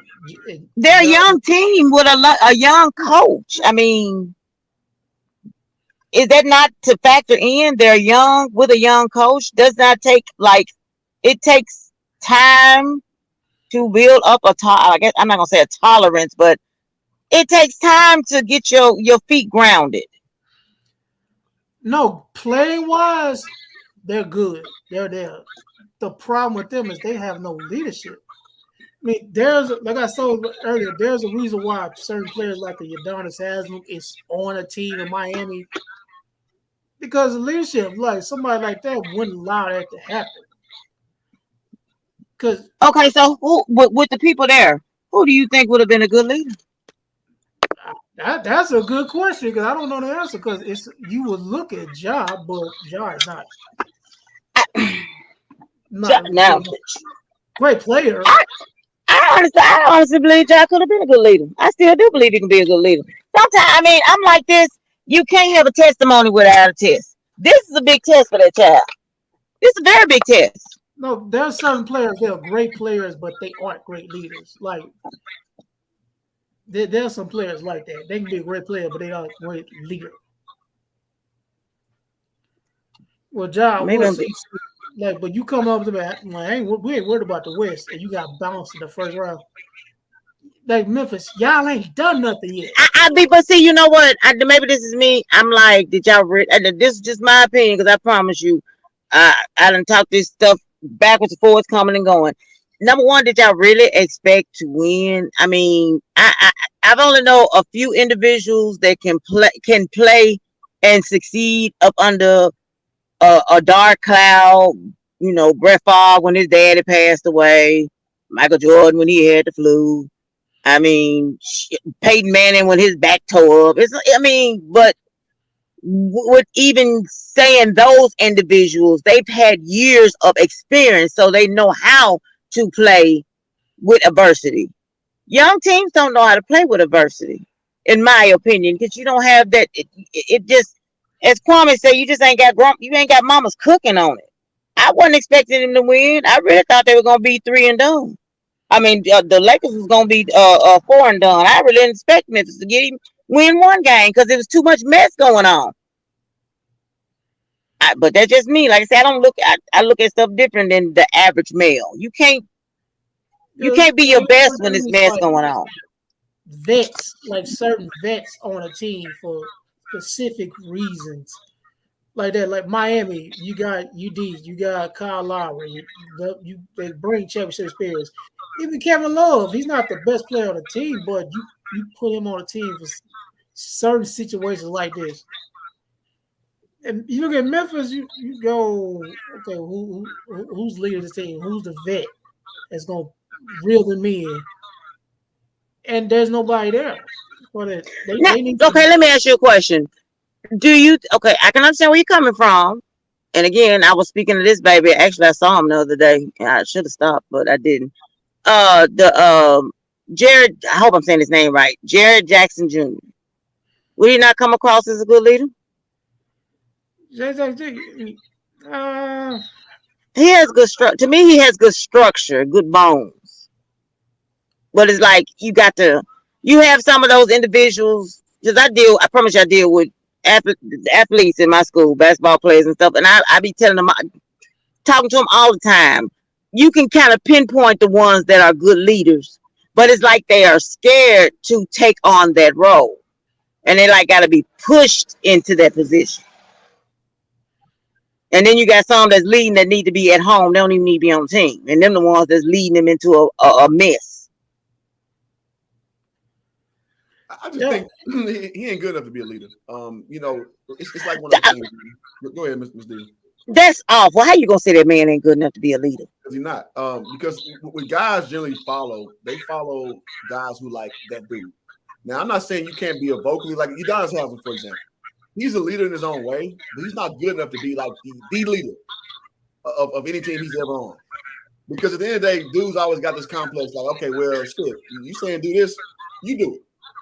And if you ain't gonna do it, it's just a certain amount of leadership you have. Your brother's a great leader. Huh? What is your qualifications of a good leader then? What do you think give me 5 qualifications of a good leader? One, generally your best player. Your best player is not always your best leader, because hell, look at John Morant. Right, I'm saying generally though. Case in point. So the problem is they don't have a leader because he's the best player. He's not a leader. So that's why they're But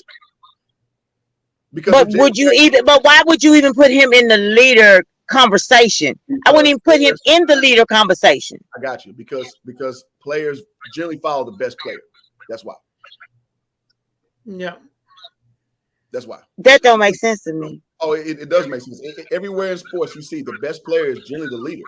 So that's why you want to bring in the right leader. I see the best player as being the most popular, but as being a leader, it's a couple of best players. I wouldn't have them lead my damn dog to the goddamn dog park.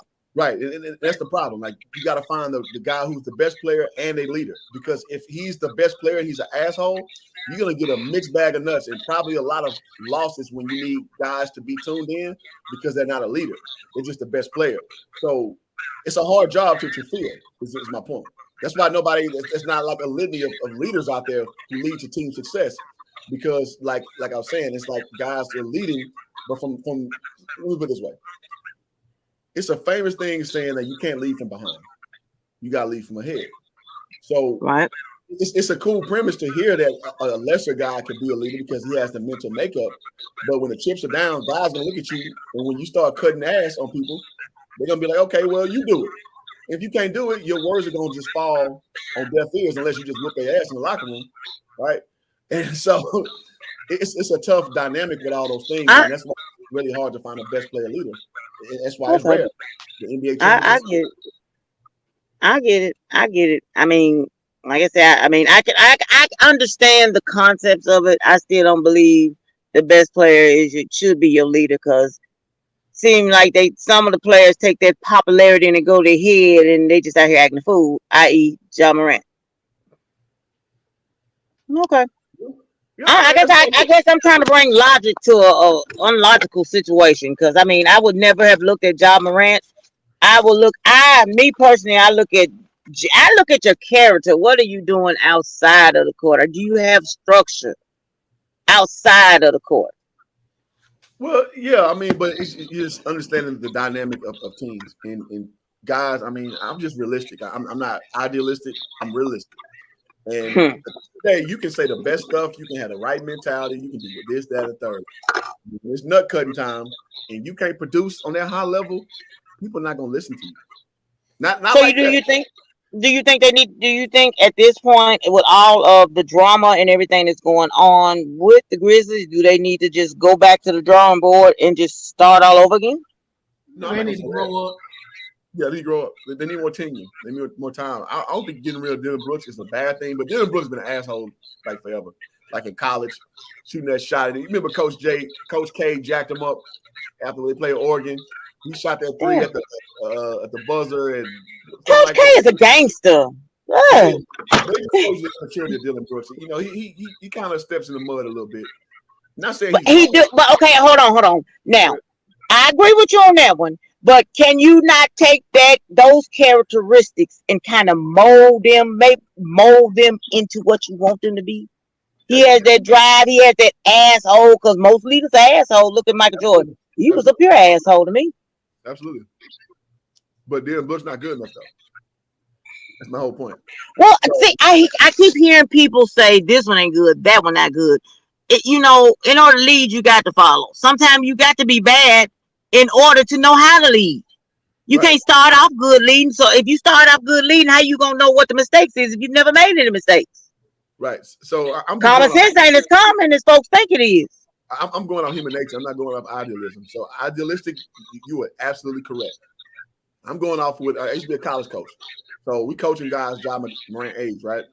I'm telling you how 18 through 24-year-olds think. They think of show me then. You talking all that shit, show me. So it's not so much as like, you're right. You should be humble enough to, like, if you want to lead, somebody needs to lead you first. That's not how they think though. The way they think is, well, you can't tell me this and you ain't better than me. That's how athletes think. So with that being said, they need Ja Morant to grow up because he is the best player by far. And he needs to grow the hell up. And now, so if you was the coach, if you and I don't know the gentleman that's on the panel with you, but he seems like he's extremely knowledgeable. If either one of you were the coach of the Grizzlies, what would you? And I understand these individuals are grown, but I'm not understanding why they don't have as much more pull than what they do have. But what would y'all do? Y'all say they need to grow up. They don't have the mentality. They childish in a sense. Yeah. What would you do to? What could be done to? I don't even know. It's safe to say to make them grow up because hell, even I got a 19-year-old and I tell her every day, girl, you need to grow the hell up. Yeah. But so, I mean, you. That's my point. So I would pray. I would pray for two things. One, that Steven Adams get back healthy because Steven Adams being out was a big burden for them. And B, that Ja Morant grows the hell up because he is your leader, whether you like it or not. So what are you gonna do as the coach to get him to grow the hell up? So one of the good things is like, well, not the good things, but things of guys in leadership position, which is the coach. You gotta know what you're dealing with. So I would assume that of all this information you took in, that's why you gotta ask the family about Ja. You gotta ingratiate yourself with this situation because everybody don't respond to the same thing. You can't just like browbeat him and think he gonna change. You can't just be too lenient and think he gonna just get it. You gotta find a mix of all that. So all the stuff that I've ascertained of like what Ja Morant is, I would just try my best to like, all right, Ja, sit him down. You said you want this. You done that. You said this. Like, look, I'm with you, Ja. But for us to get to here, I need you to be this. Can you do this? If you cannot do it, no problem. And we'll find other alternative means. Like you almost got to hold his foot to the fire, but you got to do it in a way that's more palatable to him. So if I was the GM, that's what I would do. I would just sit him down and ask him what he wants. What does he think of all the things you've done? What would you do in my shoes? Like, that's too late for that. That should have been done the first time. This is second mistake in under 60 days. It's not too late because if it's too late, you get rid of him. Too late is you're not gonna get rid of you, but you now come on now. We ain't gonna get rid of talent now. Talk to him, but you have to do it in a way that you have to see what he wants out of this situation. What do you think you've done so far, and how you think it's affected your team. So he has to take ownership of his actions, and not in a sense where like, oh, well, you pay a public apology. It's a me and you conversation thing. Because again, you asked me what would I do as the GM. So I'm going to ask him these questions, and I'm going to assess if he's worth the trouble. If he's not, I'm getting rid of his ass. As grave a talent he is, if he ain't worth the effort, I'm getting rid of his ass. I understand where you're coming from and your logic of the situation and the problem that I have with it and the mentality that a 23-year-old Ja has. Ja has the mentality of a 16-year-old, and they know how to play the long game. They know how to say the right thing to make you think like he done did. He knew how to play the game. And what got me with this, I'm like, didn't nobody, I'm like, don't y'all see this? No, he did good. And what young man go? I'm like, he playing the long game. I told him, folks, I gave him 90 days. Hell, shit, he made me look like a fool. It was under 60. I knew that damn man hadn't changed.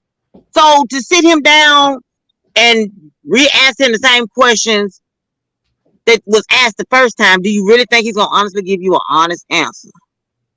I don't know. But so here's the thing. Me as a salesman by trade, I don't know. But when you tell me something, you do something different. So next time we talk, I'm like, well, John, you said this last time. The way I call it, shooting with your own bullets. But you did this. So convince me why you're worth this going. Like you gotta hold him to his standard. And so I don't know what the conversations were, so I'm just guessing. But I'm sure they sat down and talked to him before. So you go back and you hit him what he said last time, and you wouldn't still did this. Do we still expect this from you, John, going forward? Because this is a business, homie. So if you don't want to do it, no problem. We'll ship you over to Indiana. See where Indiana was. That's what you do. Like if a guy's not down with what you want to do, you get rid of him. No matter how talented he is, he's not worth the trouble based on your vision. And that's what they need to do. Okay. I don't think it'll work, but okay. I mean, it may I think I just don't think. Like I said, with kids, my child running me crazy, and I'm planning my mother's funeral, and I want to throw her away, but I can't. I look at it, and maybe I'm wrong. Maybe they can't do this because these are $1 million babies. I look at these athletes as $1 million babies. Sometimes you got to come straight from the hip come straight from the hip dealing with them. I mean, I can understand your point of it, but then can they not come and hey, look, come on in here, John. I got a couple folks that want to holler at you. And then you got the Rolling Six dude sitting right there. You got Kwame Brown. You got everything that he's trying to emulate sitting right there in front of him. I guess an intervention of sorts. Would that not work? But sometimes reality got to be put in the real part of reality got to be put in your face, not this fake stuff that you seeing online. Now you sitting in a room full of gangsters. This what you wanted. I think that's stuff like you don't think it's gonna go? Say it ain't gonna work. No, I think it's impractical. Like for you to bring in actual. I mean, maybe you can bring a drug dealer because I put it this way. I got in contact with Ricky Ross, and I was talking to then volleyball coach at Prairie View, Tacho, about bringing Rick Ross to go talk to the kids. And who better person to talk about doing things the wrong way than Freeway Ricky Ross? Literally, I know that's true. Behind Rick Ross rapper, right? Right. But the reality is, I just got lucky to get his contact. So, do you have access to real gangsters who got their mind right? That's just a lot of sifting through like people with. I mean, I'm gonna just say it with trash mentality. I don't know if I would go that way. Like to me, that would be my last ditch effort. If I had to go that way, that's like scared straight shit. I would go all the way down to that point if I got down to that point. I don't think we're there yet. I think we're gonna deal more with the corporate sector of things. So if that's the case, it's more. I can understand dealing with that and listening to you. That's exactly what I was sitting here thinking. I didn't want to say it. I'm like, okay, he's coming from the white folk frame of mind, but we dealing with a nigga. Yeah, I mean, right. Like I said, common sense is not common. Just because he got $230 million, to him, that's $30. Yeah, he doesn't have a real sense of the world. But I mean, this is the same guy. His dad was asking advice. What can I do with a kid making $100 million a year? You know what I'm saying? Who asked his dad anything? We know his dad ain't worth it. His dad, the first line of defense. So if his dad can't rein him in, shit, me as a GM. Are y'all really looking? But are y'all? Was somebody actually looking for his daddy to reel him in? Shit, I would. I mean, just. Shit, yeah. That's the first thing I Baby, ask. if mama can't depend on daddy, what makes you think the GM can depend on daddy? Mama get in trouble first place person she called is her $1 million son. You mean tell me your husband can't come? What? Something ain't making sense here. Are they still married? They're still married. Okay. Yeah. I mean, that don't really mean nothing to me. I just want to see. I mean, because Mama did call Ja up there to handle some light work shit. This shows me that she's emotionally immature. So I'm not asking her for shit personally. To me, that showed me that the daddy don't run nothing. Okay, fair enough, but it shows me you're emotionally immature. Like you said some light shit, and you see your $1 million plus son come handle some bogus or some bullshit shit at the mall. That shows me your emotional immaturity. Because you're willing to risk his career over checking somebody over his sister. That shows me you're emotionally immature. You don't understand the big picture, basically. So again, you being the coach or the GM or whatever, how would you do this? Because you can't rely on the family. Like I said, it's like looking at a train wreck in slow motion when looking at him. It's like you know what the outcome gonna be, but you're trying to think of every excuse for something for it not to happen. Yeah, I don't think it's so much a train wreck. It's just a guy who just thinks he's something he's not. And so, I used to be a teacher before this, Miss Diva. So let me give you some context of talking to kids and kind of figuring kids out. I used to be a middle school teacher. So, I got some experience dealing with middle school, high school age kids. Also coaching at Prairie View with John Morant's age, right? 18 to 24. So I got a little bit of experience in this capacity. And you just got to break them down to like, what do they want out of life? Because they think they know life, but it's their kid version of life. So you just got to walk them down slowly. Everybody does not have that ability. Because you think about it, in the corporate sector, these people ain't been teachers before. They've always been in the corporate realm. They don't know. Right. So if you asking me my question, what I would do based on my knowledge and experience, I just would sit them down and ask them what you really want. And like you said, give them some tough love. I like, well, bro, I hear what you're saying, but you're fucking up. And you got to understand that you're 2 strikes in to your situation. Another situation with a gun charge, man, you're pretty much done. Well, not a gun charge, but a gun reference. Any foolish decision any done, in my opinion. No, he's not even 24 years old yet. Like, you're gonna sully your own reputation to where you're unredeemable at a young age. Now, somebody take a fly on you like maybe 3-4 years later, but right now, at your apex, you are killing yourself. Career speed. I heard somebody say the other day on I don't know what channel it was, and they was talking. They were like, he was finna be. It might have been your channel.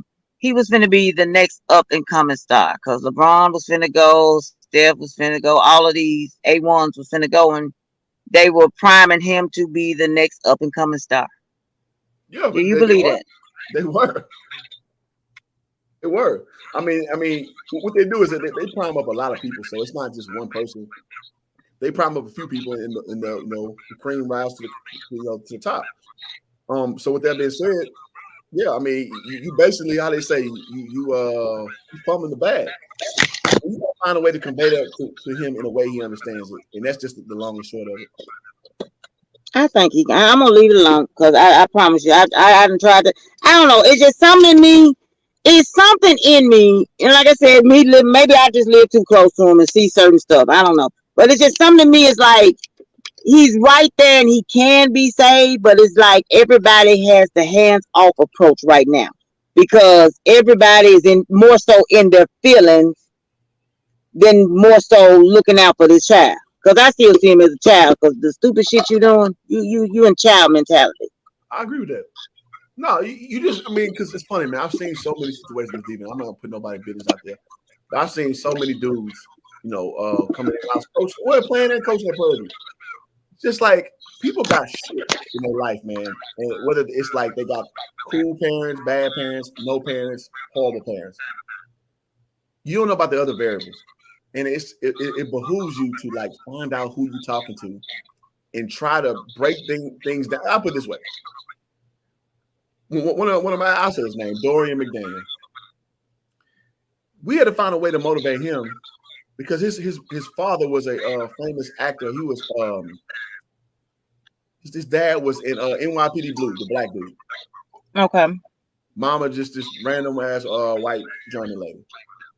So Dorian was my homie. Like when my senior year at Prairie View, he was red shirt and he came from Northern Colorado University, mixed kid, speak German fluently.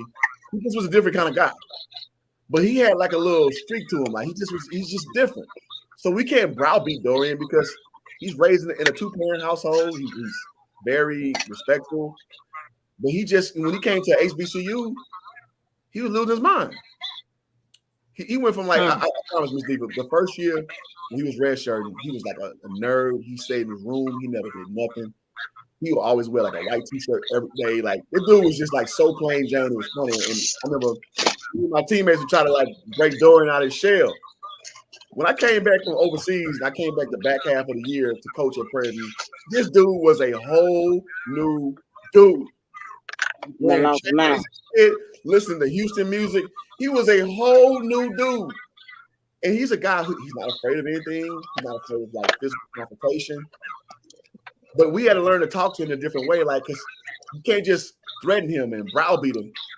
It means nothing to him. He's not afraid. He's 6'7", like swole. He's not afraid of anything. But when you got to meet him on his level, is my point. So see, that's what I was thinking of. That's what I was thinking of. Last question. I know y'all gotta go. Go ahead. Do you think that this is a huge? I think this is the major problem. And if I'm wrong, let me know. I believe the fact that Ja is footing the bills and they live in the house that Ja pays for, live with Ja, that he runs a shot and everybody tiptoe walking on eggshells around him. That's why he able to run out here and do whatever the hell he want to do. Probably. You're probably right. I say because if I'm not mistaken, they live with him. It's not the other way around. I'm sure he paid for his parents' stuff and all that. I mean, yeah, I think it's more true than not. Yeah, absolutely. Well, like I said, if I'm not mistaken, they live in his house. Everybody, they all still live together like one big happy family, but it's his house. Maybe. I don't know enough, so I can't speak on it, but I would think that's more true than not. Do you think that plays a part why nobody is saying nothing and mama's treating the son like the husband and the husband running around reliving his college days and why he didn't get in the NBA because she got pregnant? I mean, could all that be a factor? Yeah. That's reality. Reality is that the money influences a lot of things. And when somebody making money like that, I mean, that's why I give LeVar Ball a lot of credit. His kids made all that money, but when they come home, like they talk to Pops like he Pops. You ain't talking to Pops like that's your brother. Like that's your homie. Right. You can say right, wrong, and different what LeVar Ball does, but I seen it in person. But LeVar Ball, he came out the gate with structure. Yeah, you good, but you ain't that good. Exactly. So they always been browbeaten. Like, so when they talk to daddy, they know to talk to daddy like daddy. They ain't talking to daddy like, man, bro. Because these dudes out here blowing their daddies up out here. Like, y'all gotta know this. LeVar ain't for that shit. I watched LeVar Ball in person, bro. How he deals with everybody. He deals with everybody's son. He asserts dominance on everybody. And not his kids exclusive to that. So I just doubt everybody does that because there's a insecurity aspect. The kid making more money, what can I say to him? Because you can say a whole lot of respect. I admire out of a man. You the man, you put your foot down. Yeah, your kids might be taking care of you, but at the end of the day, it's a chain, it's a chain or the chain. Well, everybody can't assert that dominance that way though. So I mean, LeVar Ball didn't pay 6'5", pretty decent size on him. So he put that fear of God in him a long time ago. So let me say that. So everybody don't have that on their well, let me say this too. Before this, I used to be a teacher. And I'm 6'7", so people are like, oh well, you can do it because you were tall. Like, no, my first year teaching, kids used to run me over because I didn't know how to it's called classroom management. So right. it's almost the same thing with your kids. You can be smaller than them, but you put respect into their heart. Where they know that if you out of line, you out of pocket.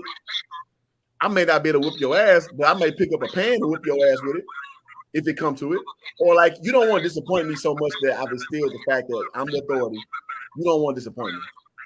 You done instilled that fear in them. I had to tell somebody that today, working in the school system. The kids ain't bad. It's how much fear you instill in them. And fear does not always mean shaking. Fear brings about respect.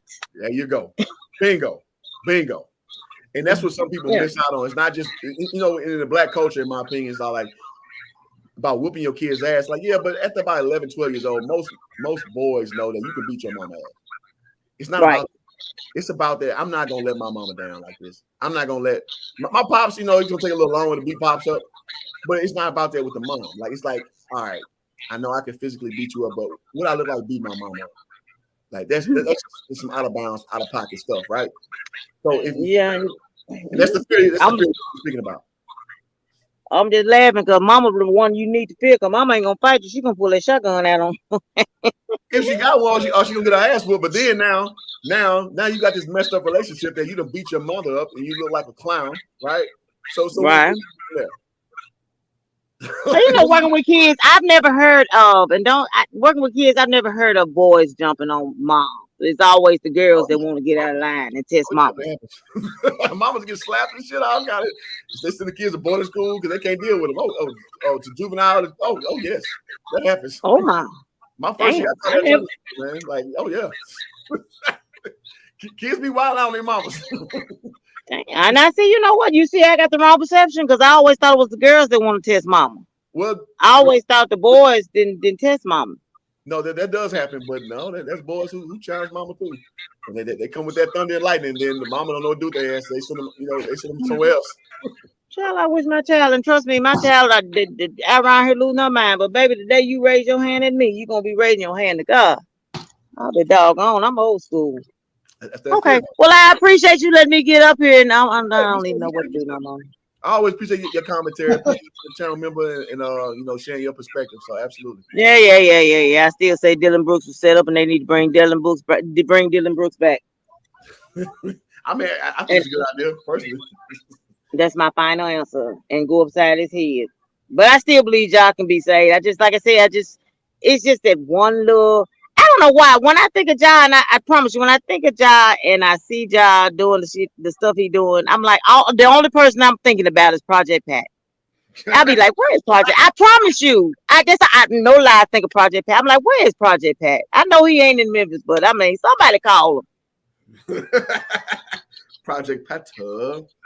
I love me some projects. Woo! Boy, back in the day. Boy. that bring back some days. I ain't gonna say I ran the streets with him, but I just say we ran in the same little circle before he had to go take him a little alternative vacation. But that's all I promise you. It's like it's one. I just feel it's just one somebody out there that can actually talk some sense into him. But they're not. I'm not gonna say they're. As corporate America would say, upstanding. I believe it's somebody that's not upstanding, but they can actually reach that boy. Hey, Project Pat, the only dude who can say "Lego my ego" in a rhyme, and it sounds still like cool. See, I promise you every time. That's all I'm like. Somebody go get Project Pat. Talk to this child. Man, shout out to Project Pat. I love Project Pat. I ain't gonna lie to you. That's my dude. He can't rap with them, but I like how he don't rap with. Hey. Them fighting words, don't you talk about Project Pat? If Punchy Black can get up there with his teeth falling out his mouth, don't play. Look, I ain't gonna play with you. I ain't gonna talk about my friends. Nobody tell me nothing bad about Silky Shocker, man. I like Silky Shocker can't keep his hands and his thing to himself, child. Who knows with him? All this free pussy out here, and you got to go take some. But see, that's never mind. Let me go before I go talk crazy. Judges need to chill. He needs to chill, but sometimes, just think about a 2-year-old. When a 2-year-old get riled up and having a temper tantrum, it's like sometimes they don't know how to chill. It's like you see the kids that's in Walmart, and you like, I know you hear your child holler like that, and you can see the mama trying to hold her peace, and that child is, and then all of a sudden mama sit here and snatch him up and throw him up against the bread, snap out of it. Yeah. You done seen that in Walmart, the kid, and then mama done held him up and she'll tear him up in that aisle. Sometimes they don't know how to reel themselves back in. You doggone right, you don't get me in the store. I'm gonna tell you what you're saying. I don't know. Maybe I'm living in a fantasy world hooping. I don't know your name is on the panel because I can't even see it. Mr. Chris, I guess I don't know. Like I say, I guess I still gotta realize this is corporate. This is about money. There's a reason why. Go ahead. I'm sorry. You put $200 million in their hands. you put it. Whoo, most 20-some-year-olds ain't ready for that. Ain't mentally ready for that. And the But I've said responsibility. that. I've always said back in my day when I graduated in 91. But even when I was in school, way back then, 88 to 91, they had financial literacy class. They had career orientation account. They had that stuff that taught you how to manage money, budget, stuff like that. I don't understand why they don't have these young men why would you invest your money into a child that does not have the mindset to understand, hey, you're getting paid to do a job. We're not giving you 200. I tell my child that all the time. She on a band scholarship. They're paying you to do a job. They gave you your scholarship. That's money. It ain't in your hand, but it's paying for school. Get out there and do your job. Why don't they have classes or something for these folks? I know they grown, but still, before I put $230 million in your hand, you finna go take a class. Let's go check your psych and your mental and make sure you up to par. Or is that unrealistically thinking? Yeah, I mean, somebody was gonna give him the money. Some team was gonna give it to him, regardless. So Memphis gave it to him. And it's the fact that, like, and nowadays with social media,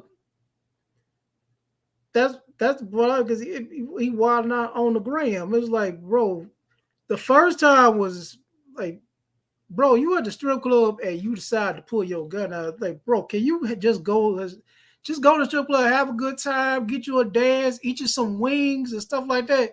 No, you like, really, bro? At least with players like the James Harden, we know James goes to the strip club. Guess what? You ain't seen James pulling guns out. It's strip club. He just make it rain. Shoot, make it rain. I'd rather you lose 50,000 and make it rain versus some millions get suspended. Now you're right. But James Harden, had he been he's seasoned? That's a seasoned man. Yeah, you know, I mean, we just know about James like to go to the strip club. That's all we know.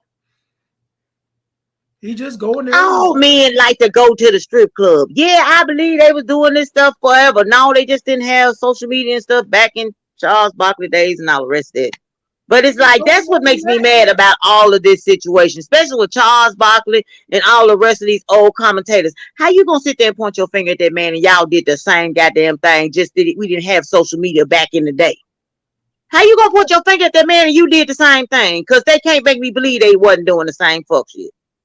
Yeah, but they want to put a lot of guns and stuff. Like, I'm like, Job, you're a basketball player. You're not a rapper. You're not an NBA young boy. So But hold on now. Now come on. Am I wrong? If I'm wrong, let me know. Is it not most athletes want to be rappers and vice versa? Most rappers want to be athletes or movie stars. Yeah, I mean, Job is doing extra stuff like, bro, can you just relax? Go golfing. Do something, relax.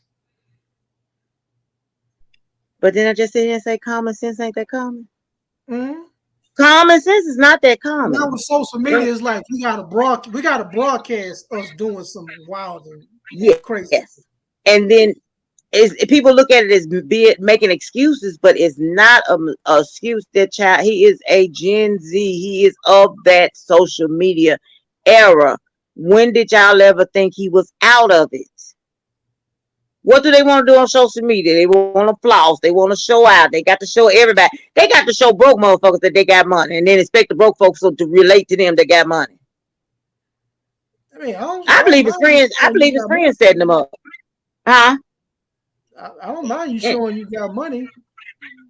That's not the problem. The problem is you losing the money. You just go, here you go, NBA, take some of my money. I believe his friends setting him up. I believe his friends setting him up. It's amazing how you always get in the biggest trouble here around this young man. Am I wrong in my assessment? That could be something to think about. That's when you're like, hey, bro, your friends ain't got this camera on you. If your friends do something stupid, like it's just some random dude did something else, you get on Ja Morant did this, Ja Morant did that.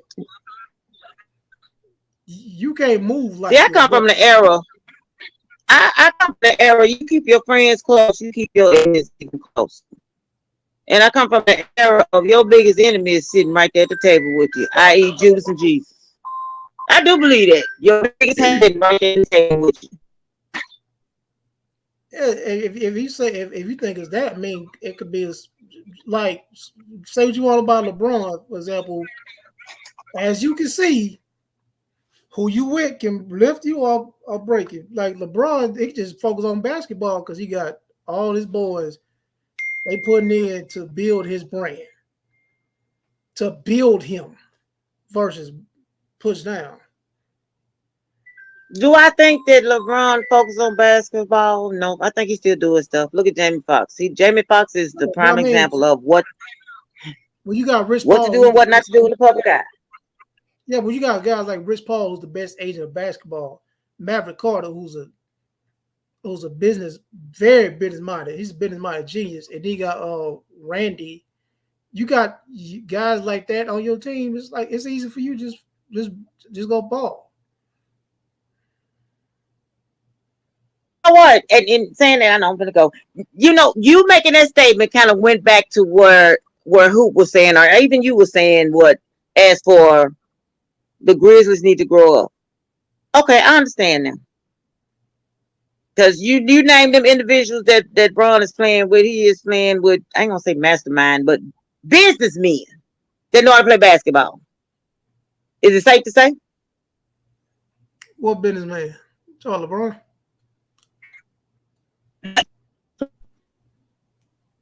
Y'all say it's the kids that you play with is gonna lead you on the right path or the wrong path. Is that what you're saying? Repeat that one more time. You going in there. I said, are y'all not saying it's the caliber of individuals that you are on the team with is gonna steer your direction of going down the right path or the wrong path? Memphis need to just grow up. They don't have no vets with championship experience who could help in the locker rooms, the things that we don't see that can help in the back. Ain't around it. All right, I'm gonna leave it alone because I'm trying to get around it. I'm trying to get around that grow up, but y'all ain't gonna let it go, and I got to accept it. It is what it is. They need to grow up. I'm done. I don't fight it no more. That's cool. You know what? We may have a part 2 on this, so I appreciate the discussion. This has been excellent and awesome and very extensive. Shout out to Recap Rico. Man. No, I just, I try to look at it from, like I said, I have a teenager she's 19, but she's in that Ja Morant era, that Gen Z. And I promise you, I gotta say, just the biblical aspect of it. The Bible said they'll be weaker, but they'll be wiser, but weaker. That Gen Z, they are wise, but they're weak in some of the decisions that they make. And it's like, take all that energy that you're doing wrong with and flip it around. That child got all that basketball talent, but yet still you want to be out here in the corner stealing nickels and dimes. That makes no sense to me. But okay, I'm done. There you go. I'm done. All right. I love you, gentlemen. Thank y'all for dealing with Miss Diva One, since y'all claim I don't have any basketball knowledge. Nobody said that. You be saying that about yourself. Mm-hmm. I don't have no basketball knowledge. I mean, I go because vast majority of my babies play basketball, but I'm actually a football and band person. So right, but that you said y'all said that no, that's what you be saying. So that's you say about yourself. So I just don't like to. And I'm gonna tell you this. I'm gonna go. I just don't like to see our African American men being exploited, and a lot of times I feel they're being exploited. Because are you really concerned about that young man's mental health, or are you concerned about your bag? Because if he making $230 million, I can just imagine how much the franchise league is getting out of. I feel that. And, my whole thing and if my assessment is wrong, I apologize. Because I mean, that's just me how I see it. Are you really there to help him, or are you there to help his bag? Because it seems like to me, a lot of these folks is mad because they should be mad at themselves, because y'all know damn well that boy hadn't changed and did nothing different. Well, my whole thing is, man, black men, we need to do better. I'm not gonna say make no excuses for you. You need to do better, myself included. So, You can't give a person a bowl, some eggs, and some cake mix, and tell them to go in there and bake cake if you hadn't showed them. right. Or if I showed you how to make eggs and you weren't listening, I can't be accountable for it. I showed you how to make a cake. I gave y'all the ingredients. You And still I don't believe that man has been shown. I'm just telling you the truth. Dealing with athletes, like you say, you don't work with kids, and I didn't work with kids. And the one thing I know, and I know I'm gonna go this time, the one thing I will stick with, and I've seen with my own eyes, and it's pissed me off, even with my own child working in the school system, y'all let these kids slide with too much. And they let their child slide with too much. Why? Because he was the star athlete. Why? Because they wanted to win. Y'all let him slide with too goddamn much. And now he grown, he still got that childish mentality because you know let his ass slide. I agree with that. But the world don't owe you understanding. So at this point, you are where you are. So if your parents failed you, they failed you. All the world's gonna size you up as you are. They don't owe you grace. They don't owe you understanding. But with that being said, you know the world's cutthroat. Let's get to the right path right now. That's all I got. All right, Chris. Any I appreciate. Yeah, I appreciate you, Miss Diva. No, I'm good. Time to go to gym. You say what you say, Miss Diva? You kind of cut out on me. Who is that crazy woman with all that nonsense she talking? I just be trying to get an understanding because I still, maybe I'm just too much of an optimistic, but I can still see it's some good in that child. I just feel that child is lost and ain't nobody steering him down the right path. Well, nobody owes an understanding, so hopefully he gets it. Understand? He'll get it. Because reality is there are a lot of guys with a lot less zeros in his account who have the same thing he's going through, who have a way harder sled than him. So listen, man, I'll end the stream here. Like LeVar told me, never feel bad for the man in the Maybach. LeVar said that's all that's on LeVar was saying. Straight from his mouth. Never feel bad for the man in the Maybach. And he was saying in regard to people slandering him and talking shit about him. He's like, never feel bad for the man in the Maybach. But and I know you finna go, but you take this saying right here. Man will lift you up, but them streets and God will grow you up. A lot of these folks that ain't got them zeros in their bank account, the street and life grew them up. Man lift the jaw up. He ain't got no common sense. Right. But listen, if you give me the choice of the two, I'll take the one with man lifting me up. Because getting out the mud, like we just talked about, that's the hard way. And that's the way that's proven to lead to failure. So more likely than not, percentage-wise, we talking. So, I mean, at the end of the day, listen, man, don't feel bad for the man in the Maybach, man. Pray for him. Wish the best for him, but don't feel bad for the man in the Maybach. He got a lot of umbrellas. He got a lot of safety. I'm stingy. I'm stingy with my prayers. I don't pray for everybody. I don't. He got a lot of safety. I love y'all. Y'all have a good evening. I'm out. All right. Peace, y'all. All right. We out.